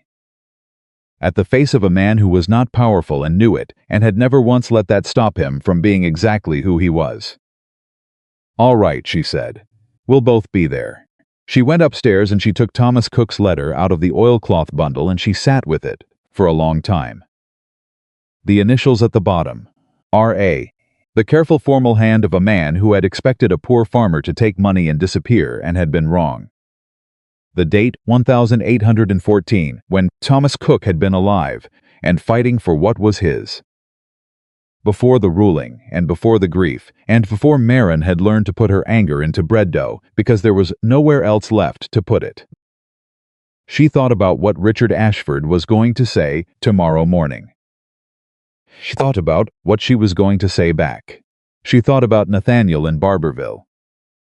Sitting across from Garrett Foss, working the problem from his end. She thought about 6 weeks becoming something much shorter, and what that meant. Then she took out her notebook, and she began to write down everything, every document. Every discrepancy, every date, every name in the precise, ordered way she did everything. Because whatever happened tomorrow morning in her father's shop, she was not going to be the only person who held this knowledge. She was going to put it on paper in her own hand, and she was going to make sure it existed in enough places that Richard Ashford could not make it stop existing just by removing her from the equation. She wrote until the candle burned low. She wrote until her hand cramped. She stopped only when she was certain that everything she knew was recorded somewhere that was not just inside her own head. And then she sat back in the dark and breathed and waited for morning, with the particular stillness of a person who has stopped being afraid and started being ready. Tomorrow Richard Ashford was coming to her father's shop. And Elizabeth Whitmore was going to be there waiting for him. Richard Ashford arrived at 7:55. Elizabeth had been in the shop since 7. Sitting on the stool her father kept near the workbench, her bag on her lap, her hands folded on top of the bag. Jeremiah was at his bench, not working, just standing there the way a man stands in a place that belongs to him, with the particular ease of someone who knows every inch of what he's standing in. They heard the carriage. They heard it stop. They heard footsteps on the packed dirt outside. And then Richard Ashford came through the open door of the Whitmore carriage shop and looked around with the expression of a man entered into space he considers beneath him, but is too practiced to show it fully. He was older than Elizabeth had expected, 60 perhaps, or close to it. A heavy man, not fat but solid, with the look of someone who had been physically capable once and had allowed comfort to settle over that capability like a second skin. He was well dressed. He had a pleasant face. That was the thing she noticed most, how pleasant his face was. The kind of pleasant that had been cultivated so long it had become structural. The way a road becomes permanent after enough wagons have traveled it. He looked at Elizabeth first, then at Jeremiah, then back at Elizabeth. "Miss Whitmore," he said, "I appreciate you making time. You didn't give me much choice about the time," Elizabeth said. "But here we are." It was a good smile. "Experienced and easy. I like directness," he said. "In my experience, direct people are easier to do business with. I'm not here to do business with you." Mr. Ashford. Well, he settled himself, not quite leaning against the doorframe but close to it. The posture of a man making himself at home in someone else's space. "Let's call it a conversation then." Jeremiah said nothing. He stood at his bench and he watched Richard Ashford the way he watched everything quietly. "Completely. Missing nothing, I understand," Ashford said. Turning his attention back to Elizabeth, "that you've been doing some very thorough work in the Hayes land office. Going through the old deed records, cross-referencing surveys." He paused. "Thorough work is admirable. It's a quality I respect." "Thank you," Elizabeth said. "I also understand," he continued, his voice staying pleasant, staying easy, "that some of what you've found might seem concerning. Out of context." "What context?" Elizabeth said. "Explains 2 different witness signatures in the same handwriting on documents dated 3 months apart." The pleasantness on Ashford's face did not break. But something behind it, recalibrated, she could see it. The subtle adjustment of a man who had expected a different opening and was moving to a different position. "Record-keeping in newly settled counties is imperfect," he said. "Clerks make errors. Surveyors make errors. What looks like a discrepancy from the outside often has an explanation that simply wasn't recorded at the time." 11 discrepancies, Elizabeth said. "All of them benefiting the same party. All of them in land transfers that touched your estate." Ashford looked at her. "That's a serious allegation." "I haven't alleged anything," Elizabeth said. "I've described what the documents say." He was quiet for a moment. The pleasantness had gone very still on his face, the way water goes still before a storm moves in. "Miss Whitmore," he said, and his voice had dropped a register. Not threatening yet, but the layer beneath pleasant was becoming visible. "You are a young woman in a difficult position. You have a family. Your father has a business that depends on the goodwill of the people in this county. I would not want to see any of that put at risk because of a misreading of complicated historical records." Jeremiah Whitmore set down the tool he had been holding. It made a sound on the workbench that was not loud. But it was deliberate. Ashford glanced at him. Jeremiah looked back. His face was the face of a man who had raised a daughter alone through hard years and had not once asked anyone's permission to do it. "Are you threatening my family?" Elizabeth said. "I'm expressing concern," Ashford said. "There's a difference." "There isn't," Elizabeth said. "Not when the person expressing it controls the credit at the county store and sits on the board of the local bank and has the ear of the men who grant roadwork contracts." She paused. "I know exactly what kind of concern you're expressing." Ashford looked at her for a long moment. The pleasant face was still there, but it had gone through several things underneath and landed somewhere colder. "What is it you want?" he said. "Let's be honest with each other." "I want the Cook family's land restored to them," Elizabeth said. "I want the altered records corrected in the county deed files. And I want it done before Commissioner Hale arrives for the regional review." Silence. Full, complete silence in the Whitmore carriage shop. The kind that had weight and shape. Then Ashford said, very quietly, "You have no idea what you're involving yourself in." "I have a very precise idea," Elizabeth said. "That's the problem for you." He straightened. The ease went out of his posture, and what was left was harder. Older, more honest. He looked at her the way he had probably looked at Thomas Cook. 3 years ago, when Thomas Cook had refused to take the money and disappear. "You can't use those records," he said. "They're the property of the Hayes Land Office. You have no legal standing to present them to anyone." Hayes has standing," Elizabeth said. "And Mr. Hayes is aware of everything I've found." Something crossed Ashford's face. It was fast and she almost missed it, but she had been watching for exactly this. For the moment when he understood the full shape of what he was facing. And she saw it. Saw the calculation.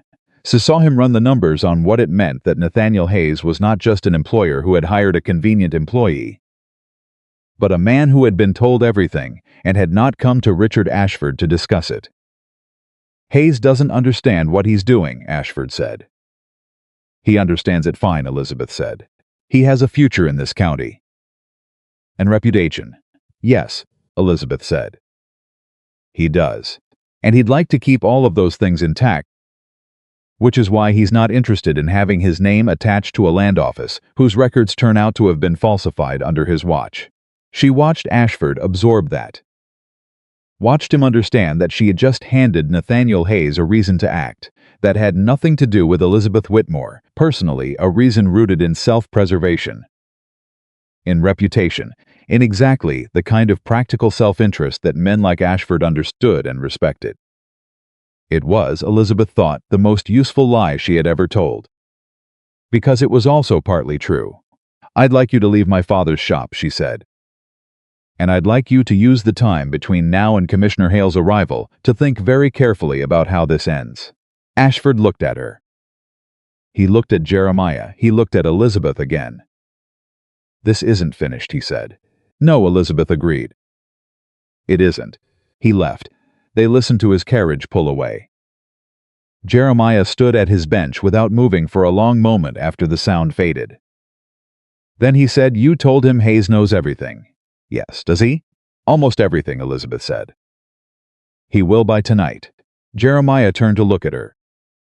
His face was complicated, the face of a father watching his daughter operate in a world he can't entirely follow her into, and finding against his own worry that he is proud.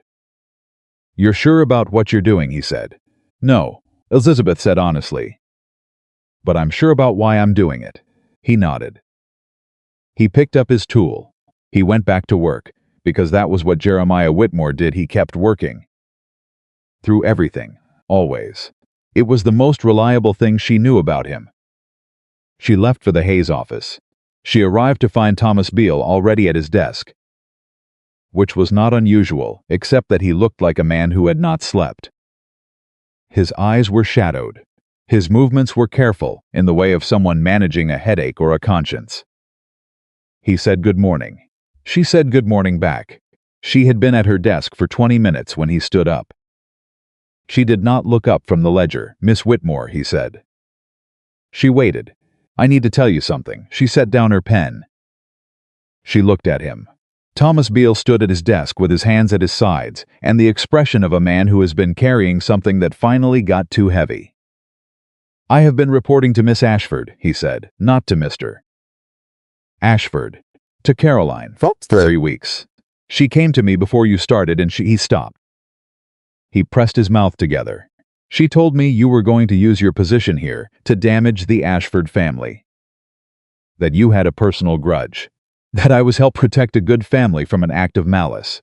Elizabeth looked at him.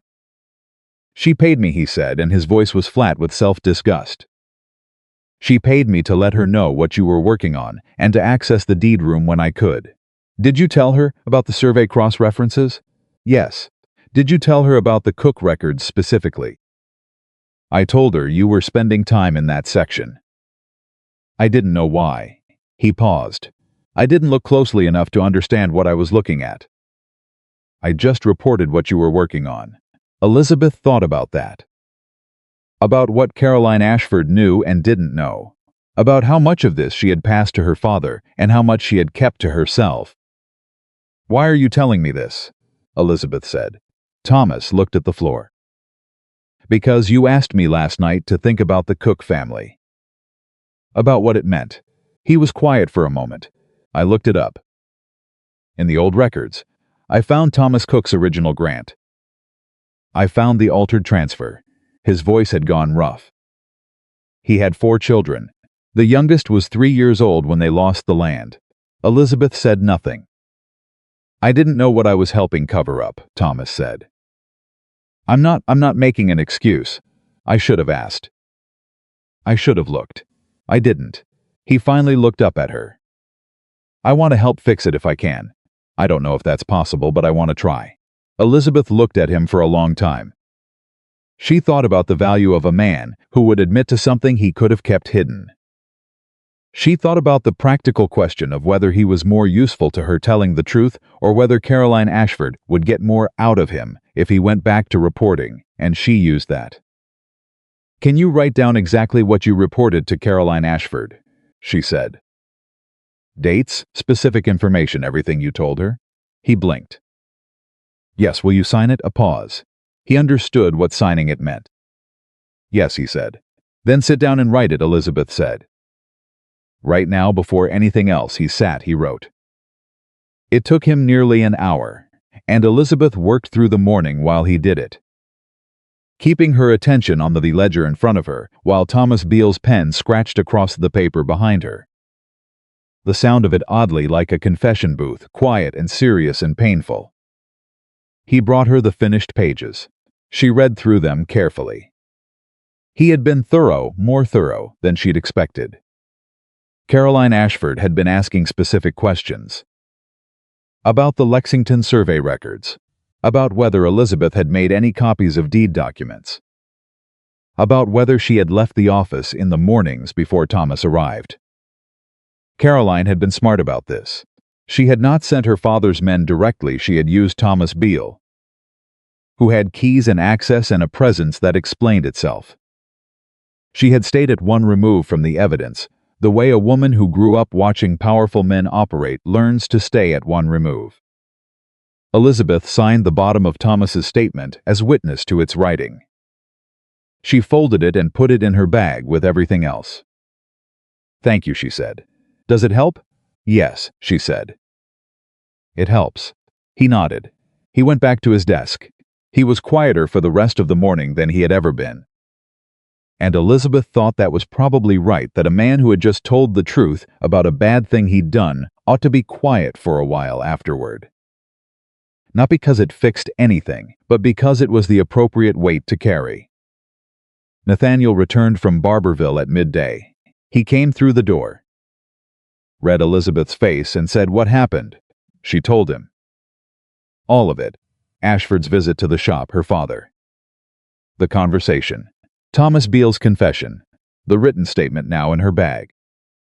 She told it in sequence and without editorializing, and he listened the way he always listened, completely, without interrupting, tracking every piece. When she finished, he was quiet for a moment. Caroline, he said. Yes, not her father. Caroline has been running the intelligence operation.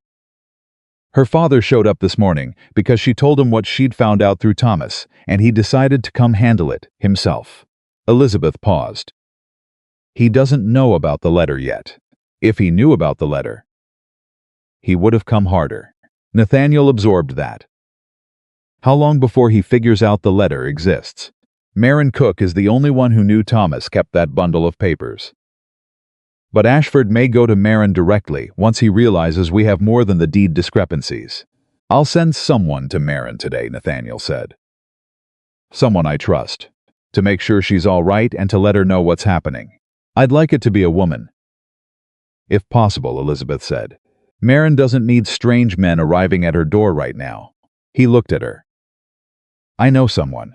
A woman in Barberville, Garrett Foss's wife. She's solid. Good. He sat down, he put his hands flat on the desk. Garrett got word to Hale's secretary. Hale can see us in 3 weeks if we can get to Frank. He won't advance the regional review, that's too formal a change to make quietly, but he'll take a private meeting to look at evidence before the scheduled review. If what we bring him is as solid as Garrett believes it is, he can come to the Harlan review already briefed. 3 weeks. Not 6. Elizabeth did the calculation of what could happen in 3 weeks if Ashford decided to move aggressively. She calculated it against what they had, the 11 discrepancies. The survey cross-references the letter signed R.A. Thomas Beale's written statement about Caroline's intelligence gathering, against what Garrett Foss had in Barberville, against what Marin Cook had kept in a tin box above her fireplace for 3 years because she couldn't throw it away. Who goes to Frankfurt, she said. You, he said. And me. Garrett will be there, Hale knows him. Having you there matters because you built the case. You know the documents better than anyone. If Hale has questions about the specifics of the alterations, you're the one who can answer them. She nodded. There's something else, Nathaniel said. He said it carefully, with the particular care of a man who has been thinking about how to say something for a while. Caroline came to see me this morning, before I left Barberville. She was there. Elizabeth went still. She was at the inn where I stayed, he said. She said she'd heard I was in Barberville, and she wanted to speak with me privately. She said. He stopped. He looked at the desk. She told me that you were building a case against her father based on records you had misread. That you had a personal grievance against the Ashford family stemming from the incident at the garden party, and that your judgment was compromised. And, Elizabeth said. He looked up, and I told her that the survey records from Lexington don't misread themselves, and that Thomas Cook's original grant doesn't contain errors that conveniently match the boundaries of Ashford land. Elizabeth exhaled very slowly. She said, Nathaniel continued, that if I proceeded with whatever I was planning, she would go to the assemblymen and tell them I was using the land office to conduct a politically motivated investigation against county's most established families. That she would ensure my land grants in the eastern section came under review. He paused. She said she would end the engagement formally, and make it known that it was because I had allowed myself to be manipulated by a woman with a grudge. The room was very quiet. What did you say? Elizabeth said. I said the engagement was already over, Nathaniel said. And that she should speak to Garrett Foss about the legal implications of suppressing evidence in a land fraud case before she spoke to anyone else. Elizabeth looked at him for a long moment. She thought about what it cost a man in this county, in 1817, to say that to a woman like Caroline Ashford. The social cost, the professional cost, the loss of a marriage arrangement that had been years in the making, that had been understood by everyone around him, that had been built carefully and deliberately, and with considerable advantage to the Hayes estate. You didn't have to do that, she said. Yes, Nathaniel said simply. I did. She looked at him. He looked back. There was something between them in that moment that was not comfortable.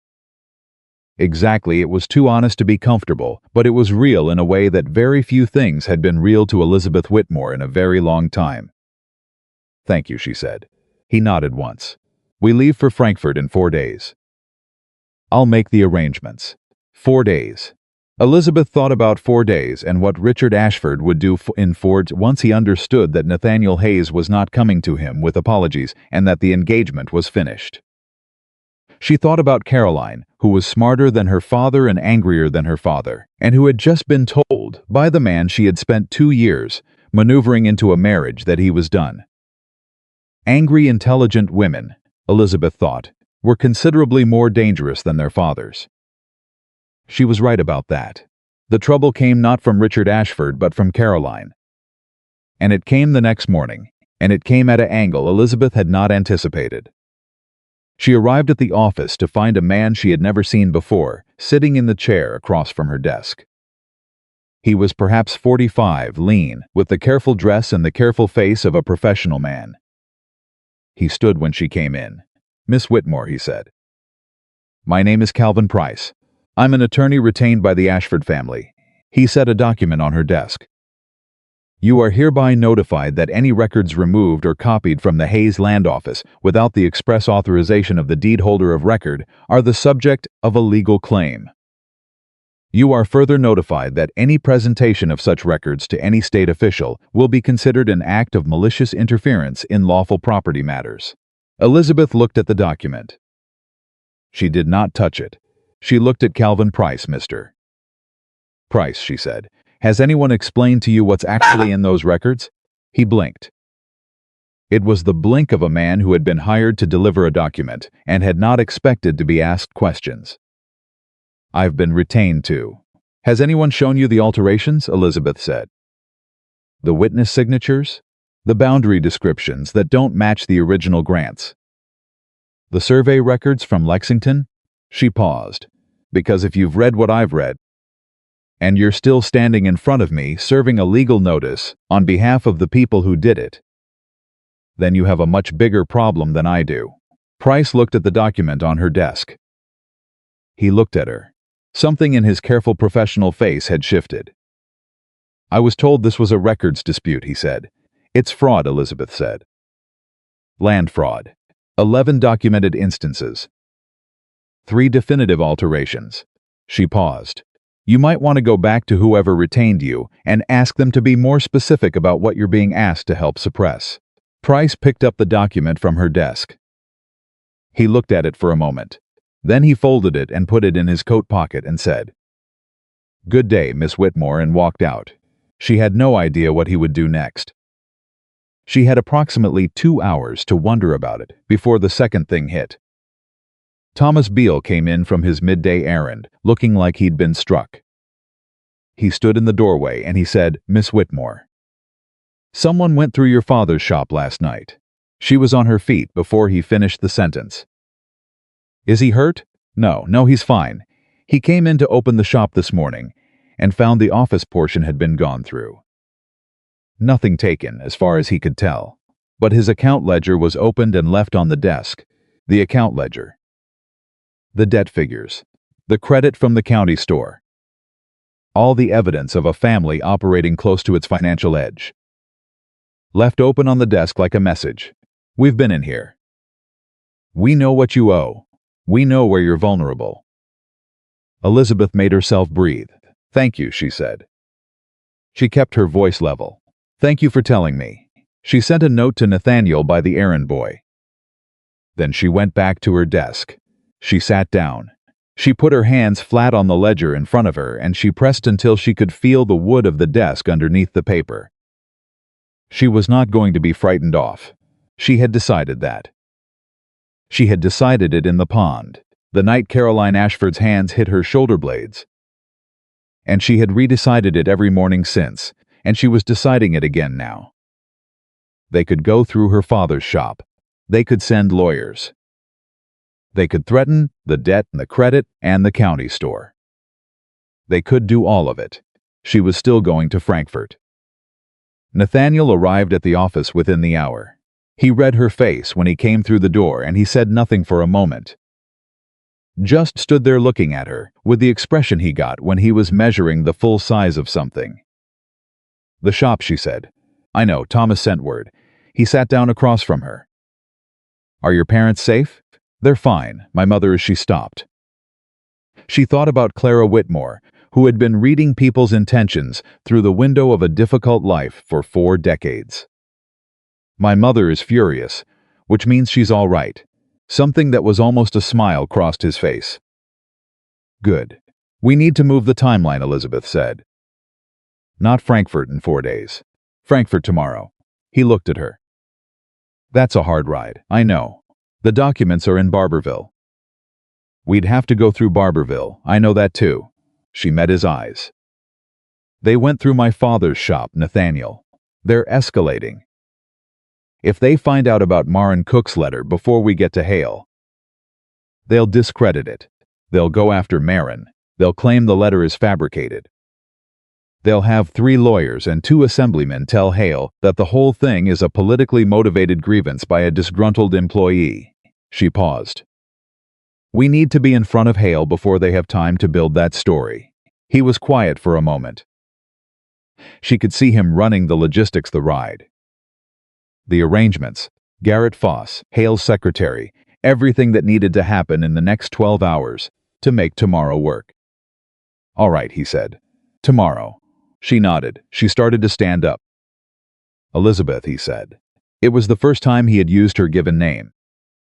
She noticed it, the way you notice a door that's been closed for a long time suddenly standing open. She didn't remark on it. She just looked at him. "Whatever happens in Frankfurt," he said, "I want you to know that what you did here, what you found, how you handled it, it would have taken a trained lawyer 3 times as long." He said it directly, without ceremony, the way he said everything. "Your father raised someone remarkable." She looked at him for a moment. She thought about what to say, and then she decided that what she felt right now did not need to be managed or moderated or made smaller than it was. "So did mine," she said. He held her gaze. The office was very quiet around them. "Get some rest," he said. "We leave at first light." She went home. She told her parents. Her mother went straight to the kitchen and started packing food for the road with the focused efficiency of a woman who shows love through provision. Her father stood at the window for a long moment, then turned and went to the small box he kept on the shelf above his tools, and took out the money he'd been saving against the debt payment and held it out to her. "For the road," he said. "You can," he said. "And you will."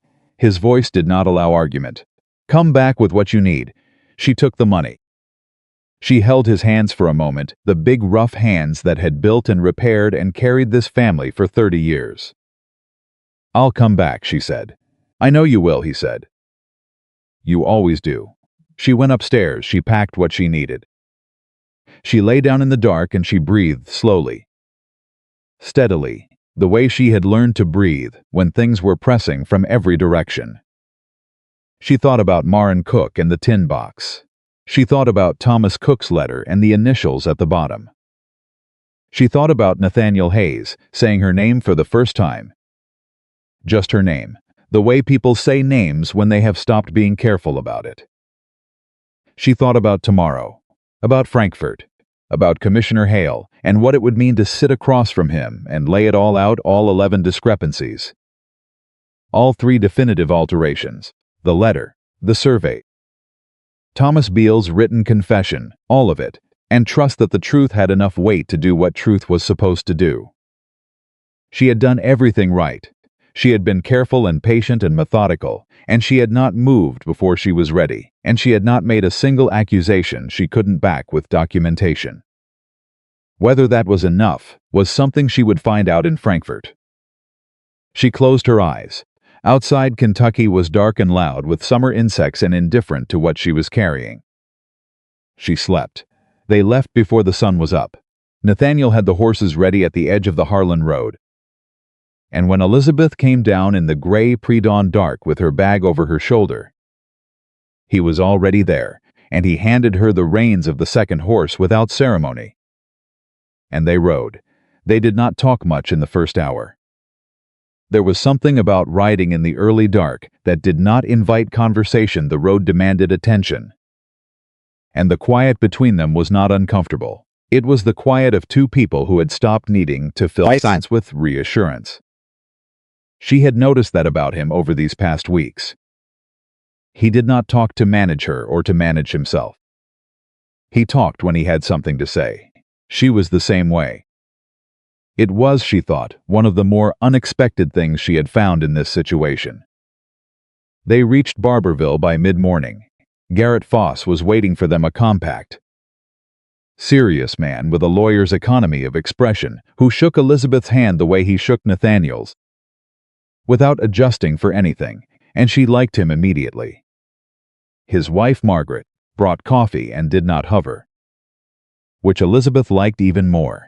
Garrett laid the Barberville copies on the table beside the originals Elizabeth had brought from the deed room, and the 3 of them went through everything together.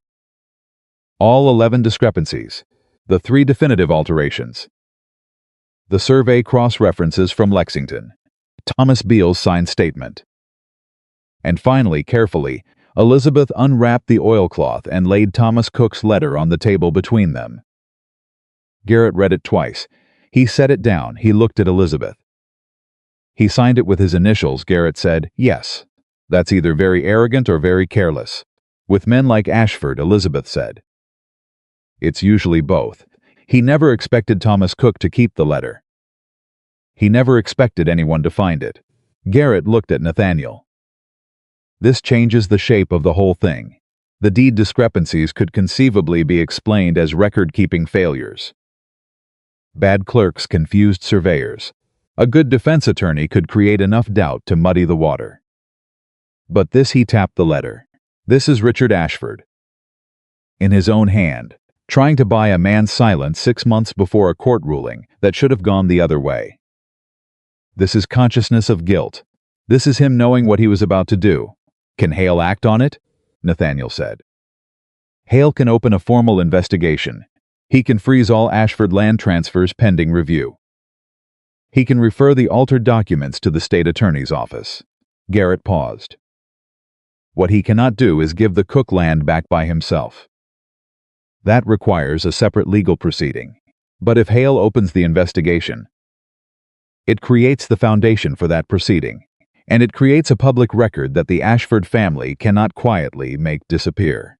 Elizabeth thought about Maren Cook kneading bread dough in her brother-in-law's kitchen. About 4 children and a river bottom parcel, and 3 years of knowing something was wrong and not being able to prove it. That's enough, she said. That's enough to start. They rode to Frankfurt the next morning. Commissioner Hale's office was on the 2nd floor of a solid stone building near the State House. And the secretary who received them was a young man who looked at Elizabeth with the particular polite uncertainty of someone who had been told a woman was coming to a formal evidence meeting and had not quite known how to arrange his expectations around that. She gave him a pleasant smile. She kept her bag close. She waited. Hale himself was nothing like she had expected.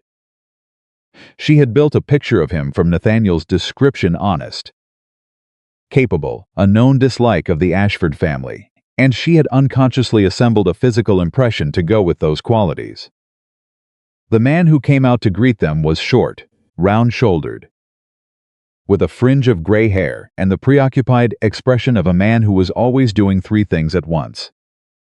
He looked at Elizabeth with frank curiosity. "Miss Whitmore," he said, "Garrett tells me you built this case yourself." "From the documents in the Hayes land office," she said. "Yes, sir. How long did it take you?" 3 weeks for the initial findings. Another week to cross-reference with the Lexington surveys. He looked at her for another moment. Then he said, "Come in." They sat around a table. Hale, his secretary who took notes, Garrett, Nathaniel, and Elizabeth laid it out. She had arranged the documents in the order she intended to present them before she left Harlan, and she moved through them the way she moved through the deed ledger, every morning precisely, without hesitation, connecting each piece to the next of some who has explained a complicated thing so many times in her own head that the explanation has become clean. She started with the duplicate entry in the 1,814 records. She showed Hale the original Cook grant alongside the Ashford transfer. She walked him through the boundary descriptions. She showed him the survey cross-references from Lexington, where the marks on the ground matched the Cook numbers and not the Ashford numbers. She showed him the witness signatures, the same hand, 2 different names, 3 months apart. Hale listened. He looked at each document carefully. He asked questions, precise, substantive questions, not the questions of a man going through a performance of attention, but the questions of someone actually thinking. When she got to Thomas Beale's signed statement, Hale's secretary looked up from his notes. When she got to the letter, the room went very quiet. Hale read it. He read it a second time. He set it on the table. "R.A.," he said. "Richard Ashford," Elizabeth said.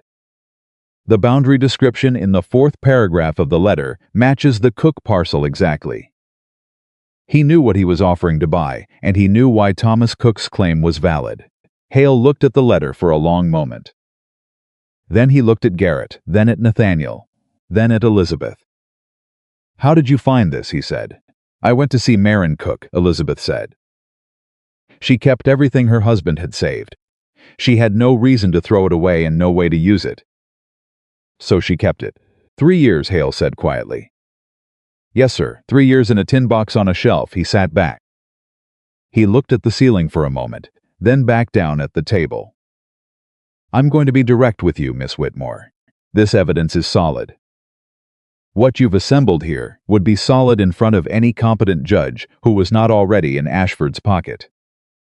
The problem is the judge who ruled in 1,814 is still sitting the Harlan circuit. He cannot be the one to revisit this." "I know," Elizabeth said. "That's why we're here instead of the courthouse." Hale looked at her. Something in his expression shifted, not surprise exactly. More like the recognition of someone who had expected to spend this meeting explaining obvious things and had discovered he didn't need to. "I'm going to open a formal investigation," he said. "I'll freeze all pending Ashford land transfers effective immediately. I'll refer the altered documents to the state attorney's office. And when I arrive in Harlan for the regional review in 3 weeks, I'll be arriving with the full authority of this office behind me." He paused. "I'll need originals for the state record. The copies Garrett has been holding will do for now. But when I come to Harlan, I'll need access to the deed room originals." "They're secured," Nathaniel said. "I'll see to it they stay that way. I want Mrs. Cook represented by counsel for the land recovery proceeding," Elizabeth said. "She can't afford.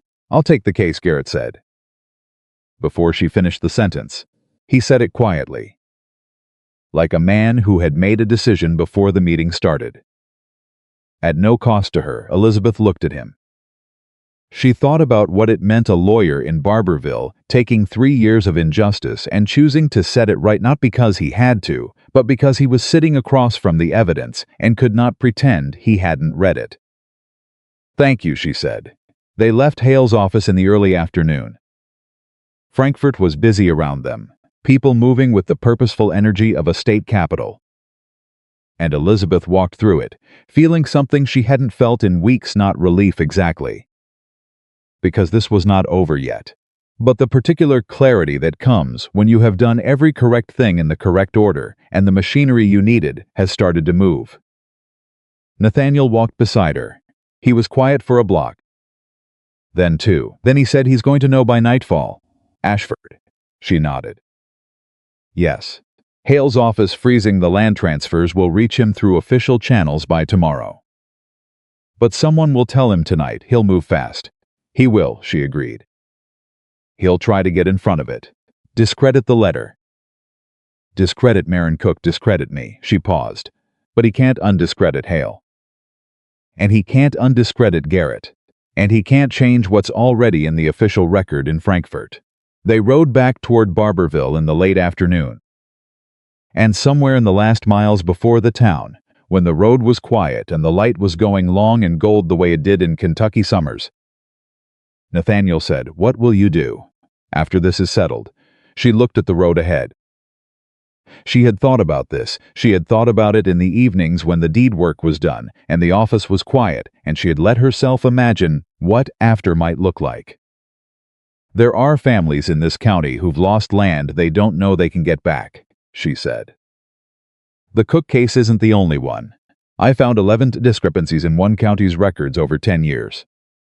That's just what was visible in the Hayes office." She paused. "Someone needs to go through the records systematically. All of them. Every county where the Ashfords have ever held land or influence."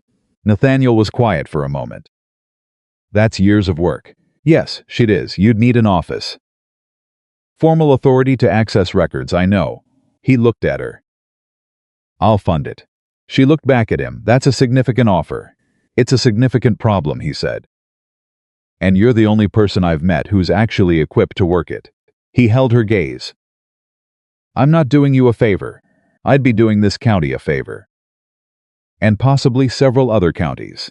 She thought about that. About what it meant to have the thing she had been building toward her whole life, the work that fit the shape of what she was actually good at, handed to her, not as charity, but as a practical arrangement. Between 2 people who had decided to trust each other. "I'd need to be independent," she said. "Not an employee of the Hayes Land Office. A separate operation." "Agreed," he said, without hesitation. "And Marin Cook's family gets first restitution. Before anyone else." "Agreed." She nodded. She looked at the road. She felt the weight of what they had just arranged settle into something solid. "Nathaniel," she said, "yes. When you told Caroline the engagement was over," she paused. "Was that only because of the investigation?" He was quiet for a moment. The kind of quiet she had learned to read in him, not avoidance, but the quiet of a man choosing words because they matter. "No," he said. It wasn't only because of the investigation. She held that. She didn't push further. She let it be what it was, real and true, and enough for right now. They rode in silence the rest of the way to Barberville. They were back in Harlan by the following evening. The official notice of the land transfer freeze reached the Ashford estate the next morning. Elizabeth knew the hour it arrived because she could see the Ashford house from the road on her walk to the office. And at 8:45 in the morning, a rider left the Ashford property at a pace that suggested news rather than errands. By noon, 3 men she didn't recognize had been to the Hayes office asking for Nathaniel. Thomas Beale sent them away each time, professionally and without information. And Elizabeth watched him do it and thought about how much a person could change in a week if the thing they were carrying got too heavy. By mid-afternoon, Richard Ashford's lawyer Calvin Price had sent a formal letter to Garrett Foss in Barberville, challenging the legitimacy of the Frankfurt evidence submission on grounds that records accessed by an employee without deed holder authorization were improperly obtained. Garrett's response came back in 4 hours. Elizabeth read it when Nathaniel brought it to the office. Garrett had not addressed the authorization question. He had instead attached a copy of the Kentucky Land Record Statute, as revised in 1809, which established that any licensed land office employee authorized to maintain county deed records had full access to those records for the purpose of identifying errors, omissions, and discrepancies. Elizabeth had been authorized in writing by Nathaniel Hayes. The authorization was in the office files. The statute was clear. Elizabeth read Garrett's letter twice. Then she set it down and allowed herself briefly to close her eyes. She had been authorized in her hiring letter. She had read that authorization carefully on her first day, and had noted, with the part of her mind that was always reading for this kind of thing, that it gave her exactly the access she later needed. She had not manufactured that access. It had been there from the start. She opened her eyes. She went back to work. The 3 weeks between Frankfurt and the regional review were not quiet. Richard Ashford's response to the investigation was comprehensive and aggressive. He did do when the ground shifts unset them, which is to generate as much noise as possible in the hope that noise functions as cover. He had his lawyer file 3 separate procedural challenges. He had 2 county officials write letters to Hale's office questioning the chain of custody of the deed records. He had a letter published in the Lexington paper suggesting that the investigation was politically motivated by interests seeking to destabilize established landholdings in the region. He did not, Elizabeth noticed, directly address the content of any single document she had presented. He addressed procedures. He addressed motivations. He addressed the character and standing of the people involved. He did not once say the letter signed R.A. was forged, because he couldn't, because it wasn't, because it was his own hand. And he knew it, and no amount of procedural noise was going to change what the ink said. Caroline was quieter than her father. That was what worried Elizabeth more. She had expected Caroline to escalate more pressure, more legal maneuvers, perhaps a direct approach to Nathaniel that she would need to prepare him for. Instead, Caroline withdrew. She stopped coming to town. She stopped sending messages. She went still the way a person goes still when they are deciding something. And Elizabeth could not tell from the outside what that something was. She found out 12 days before the regional review.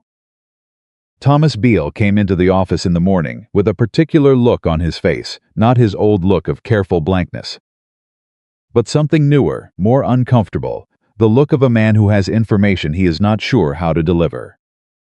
"Miss Whitmore," he said. She put her pen down. "Caroline Ashford left Harlan yesterday," he said.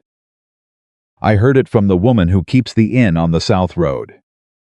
She took a carriage and 2 trunks and her maid, and she told her father she was going to stay with her aunt in Richmond." He paused. She didn't say when she was coming back. Elizabeth sat with that. She thought about Caroline Ashford at the edge of the pond, smoothing her gloves. Caroline in the Hayes office, sitting at the writing table without invitation. Caroline in Barberville, making one last attempt to hold the shape of a future she had planned carefully and lost entirely. And then Caroline going still, deciding, packing 2 trunks and leaving. She thought about what it meant that Caroline had chosen to leave rather than stay and fight. It meant Caroline was smart enough to know when something was over. "Thank you, Thomas," Elizabeth said. He nodded. He went to his desk. She picked up her pen. She went back to the ledger. And somewhere in the next hour of work, between one entry and the next, she made peace with the fact that Caroline Ashford was a human being who had done a terrible thing and was going to have to live with the consequences of it. The same as everyone else, and that was enough. That was all it needed to be. Commissioner Hale arrived in Harlan on a Tuesday.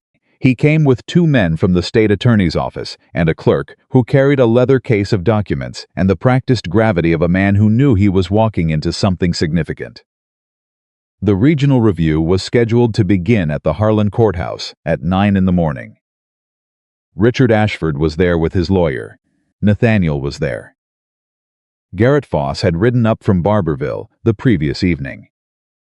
He sat in the front of the room with Marin Cook beside him, Marin, who had come in from the north side of the county in the best dress she owned, with her jaw set and her hands folded in her lap, and the look of a woman who had been waiting 3 years for this room and was going to sit in it correctly. Elizabeth sat beside Garrett. Ashford looked at her when he came in. His pleasant face had gone through something in the past 3 weeks, and what had come out the other side was harder and older and less concealed. He looked at her with the expression of a man who had made a miscalculation he was not accustomed to making, and was still even now not entirely willing to admit its full size. She looked back. She did not look away. Hale opened the review at 9 o'clock precisely. He was efficient and methodical, and he laid out the purpose of the session without rhetoric: a formal examination of county deed records, flagged for discrepancy during a routine review of the Harlan Land Office. He did not characterize. He did not editorialize. He simply presented the evidence in the order it had been submitted to his office, and let it speak.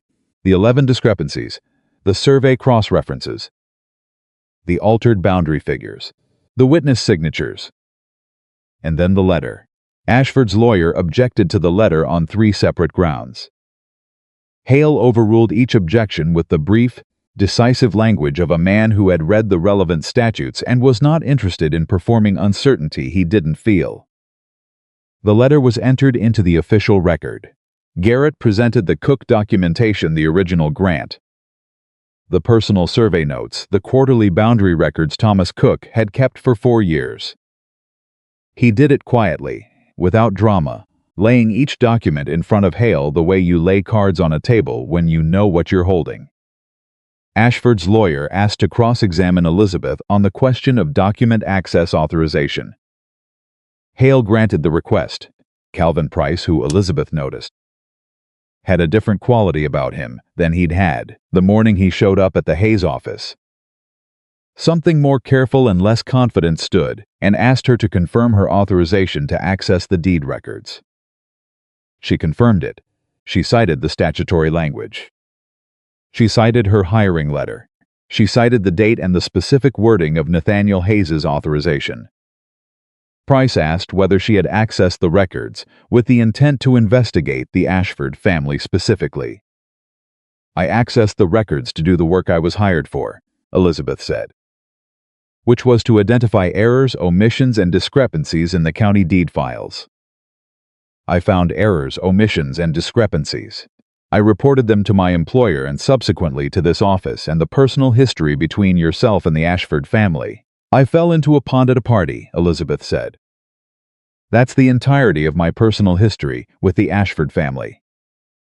I'd be happy to submit the pond as evidence if it's relevant." There was a sound in the room. It was not quite laughter.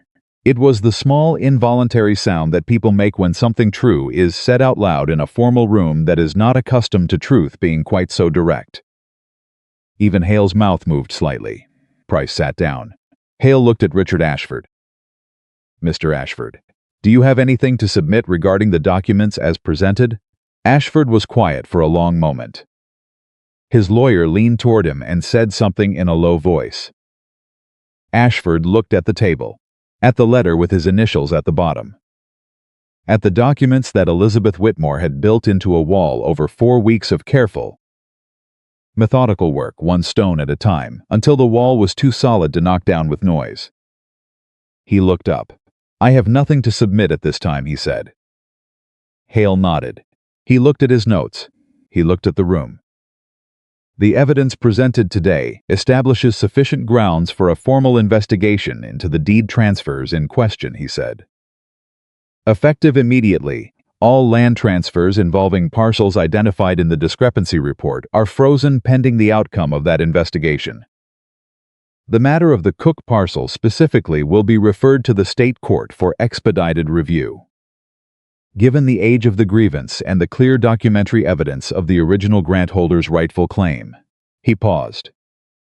"This office will also be referring the matter of the altered deed documents to the state attorney for assessment of whether criminal proceedings are appropriate." The room was very quiet. Maren Cook beside Garrett Foss pressed both hands to her mouth. Her shoulders shook once, and she pressed harder, and she held herself very still. And Elizabeth looked at her and thought about Thomas Cook's bundle of papers in a tin box for 3 years and 4 children and bread dough and the terrible courage of a woman who had not thrown anything away because she could not stop hoping that keeping it would someday matter. It had mattered. Richard Ashford left the courthouse without speaking to anyone. His lawyer followed him. The door closed behind them. Garrett put his hand briefly on Maren's arm. She took a breath. She straightened her spine. She turned to Elizabeth. "Thank you," Maren said. Her voice was not steady. She did not try to make it steady. "I don't know how you kept the papers," Elizabeth said. "You did that. 3 years and you kept them." Maren looked at her. "Thomas always said the truth was the only thing that kept its value." She pressed her lips together. "I believed him." Elizabeth took Maren's hands in both of hers. She held them for a moment. Then she let go. Nathaniel was waiting in the hall outside. He fell into step beside her as she came out, and they walked without speaking for a moment. Out of the courthouse and into the open air of a Kentucky morning. "It's not over," she said. "The investigation will take time. The court proceeding will take time." "I know," he said. "Ashford will fight at every step." "He will," Nathaniel agreed. "But he'll be fighting from behind. That's a different fight." She looked at the road. The familiar road, the same road she had walked barefoot and soaking in the June dark. The same county that had laughed at the edge of the Ashford Pond and looked away when Caroline smoothed her gloves.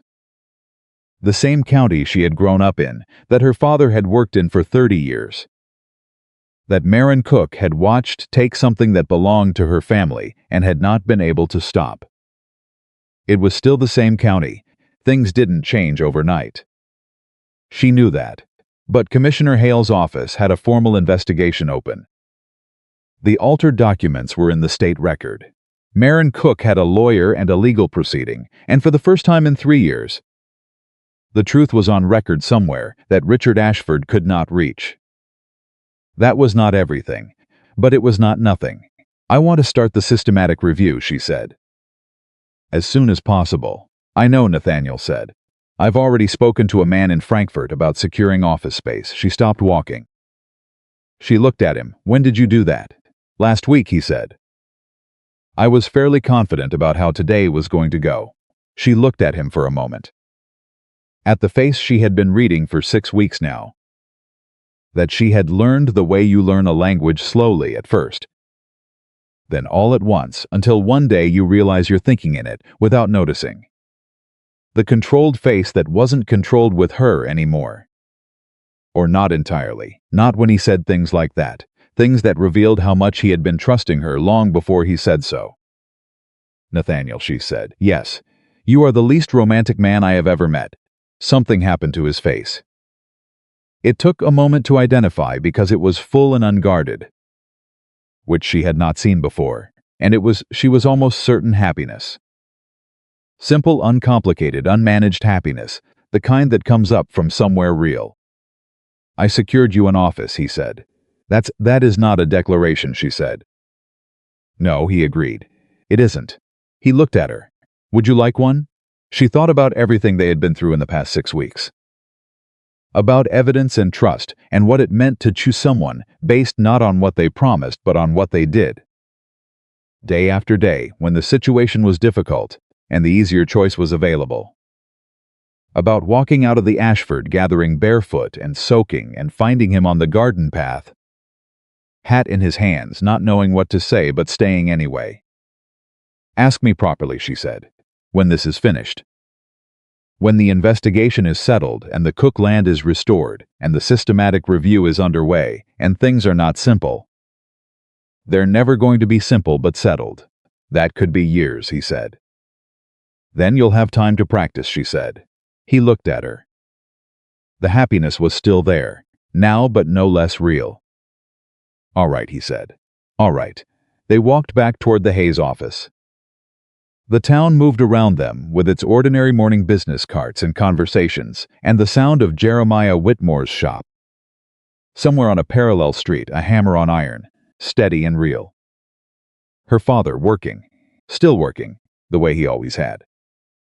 She thought about what she was going to build, the office in Frankfurt. The systematic review. The families in other counties who had lost things they didn't know could be recovered. The years of careful, patient, methodical work that would look small from the outside and would matter enormously to the people it touched. She thought about the woman she had been 6 weeks ago, standing dripping at the edge of the Ashford Pond, looking at the face of a woman who had expected her to break. She had not broken, she had gotten up, she had kept going. She had taken every document and every discrepancy and every late evening by lamplight and the tin box on Marin Cook's shelf and the initials at the bottom of a letter a dead man had refused to act on. And she had built something out of all of it that was solid enough to stand in Commissioner Hale's office and hold its shape. She had done that, not because someone rescued her. Not because she was lucky or charming or had been born into the right family or had married the right name.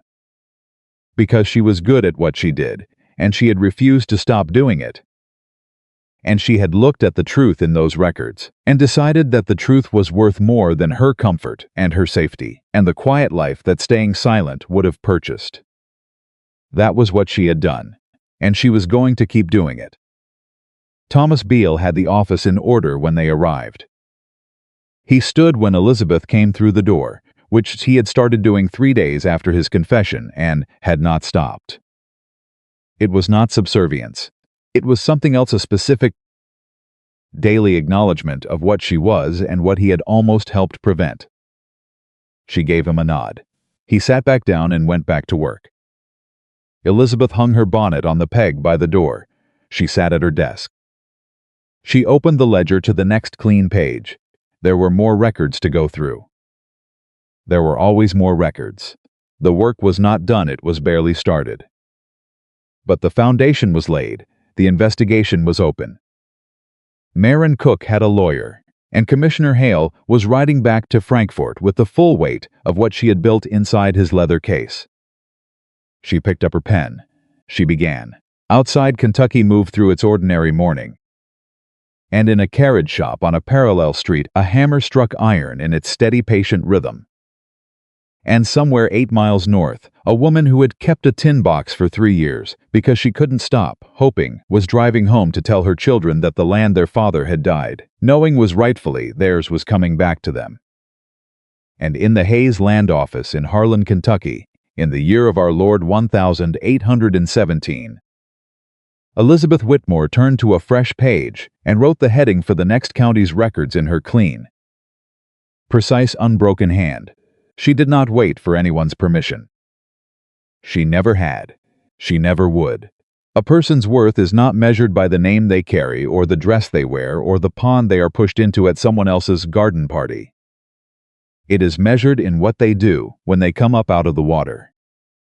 In weather, they look back at the face on the bank and choose to remember instead of crumble.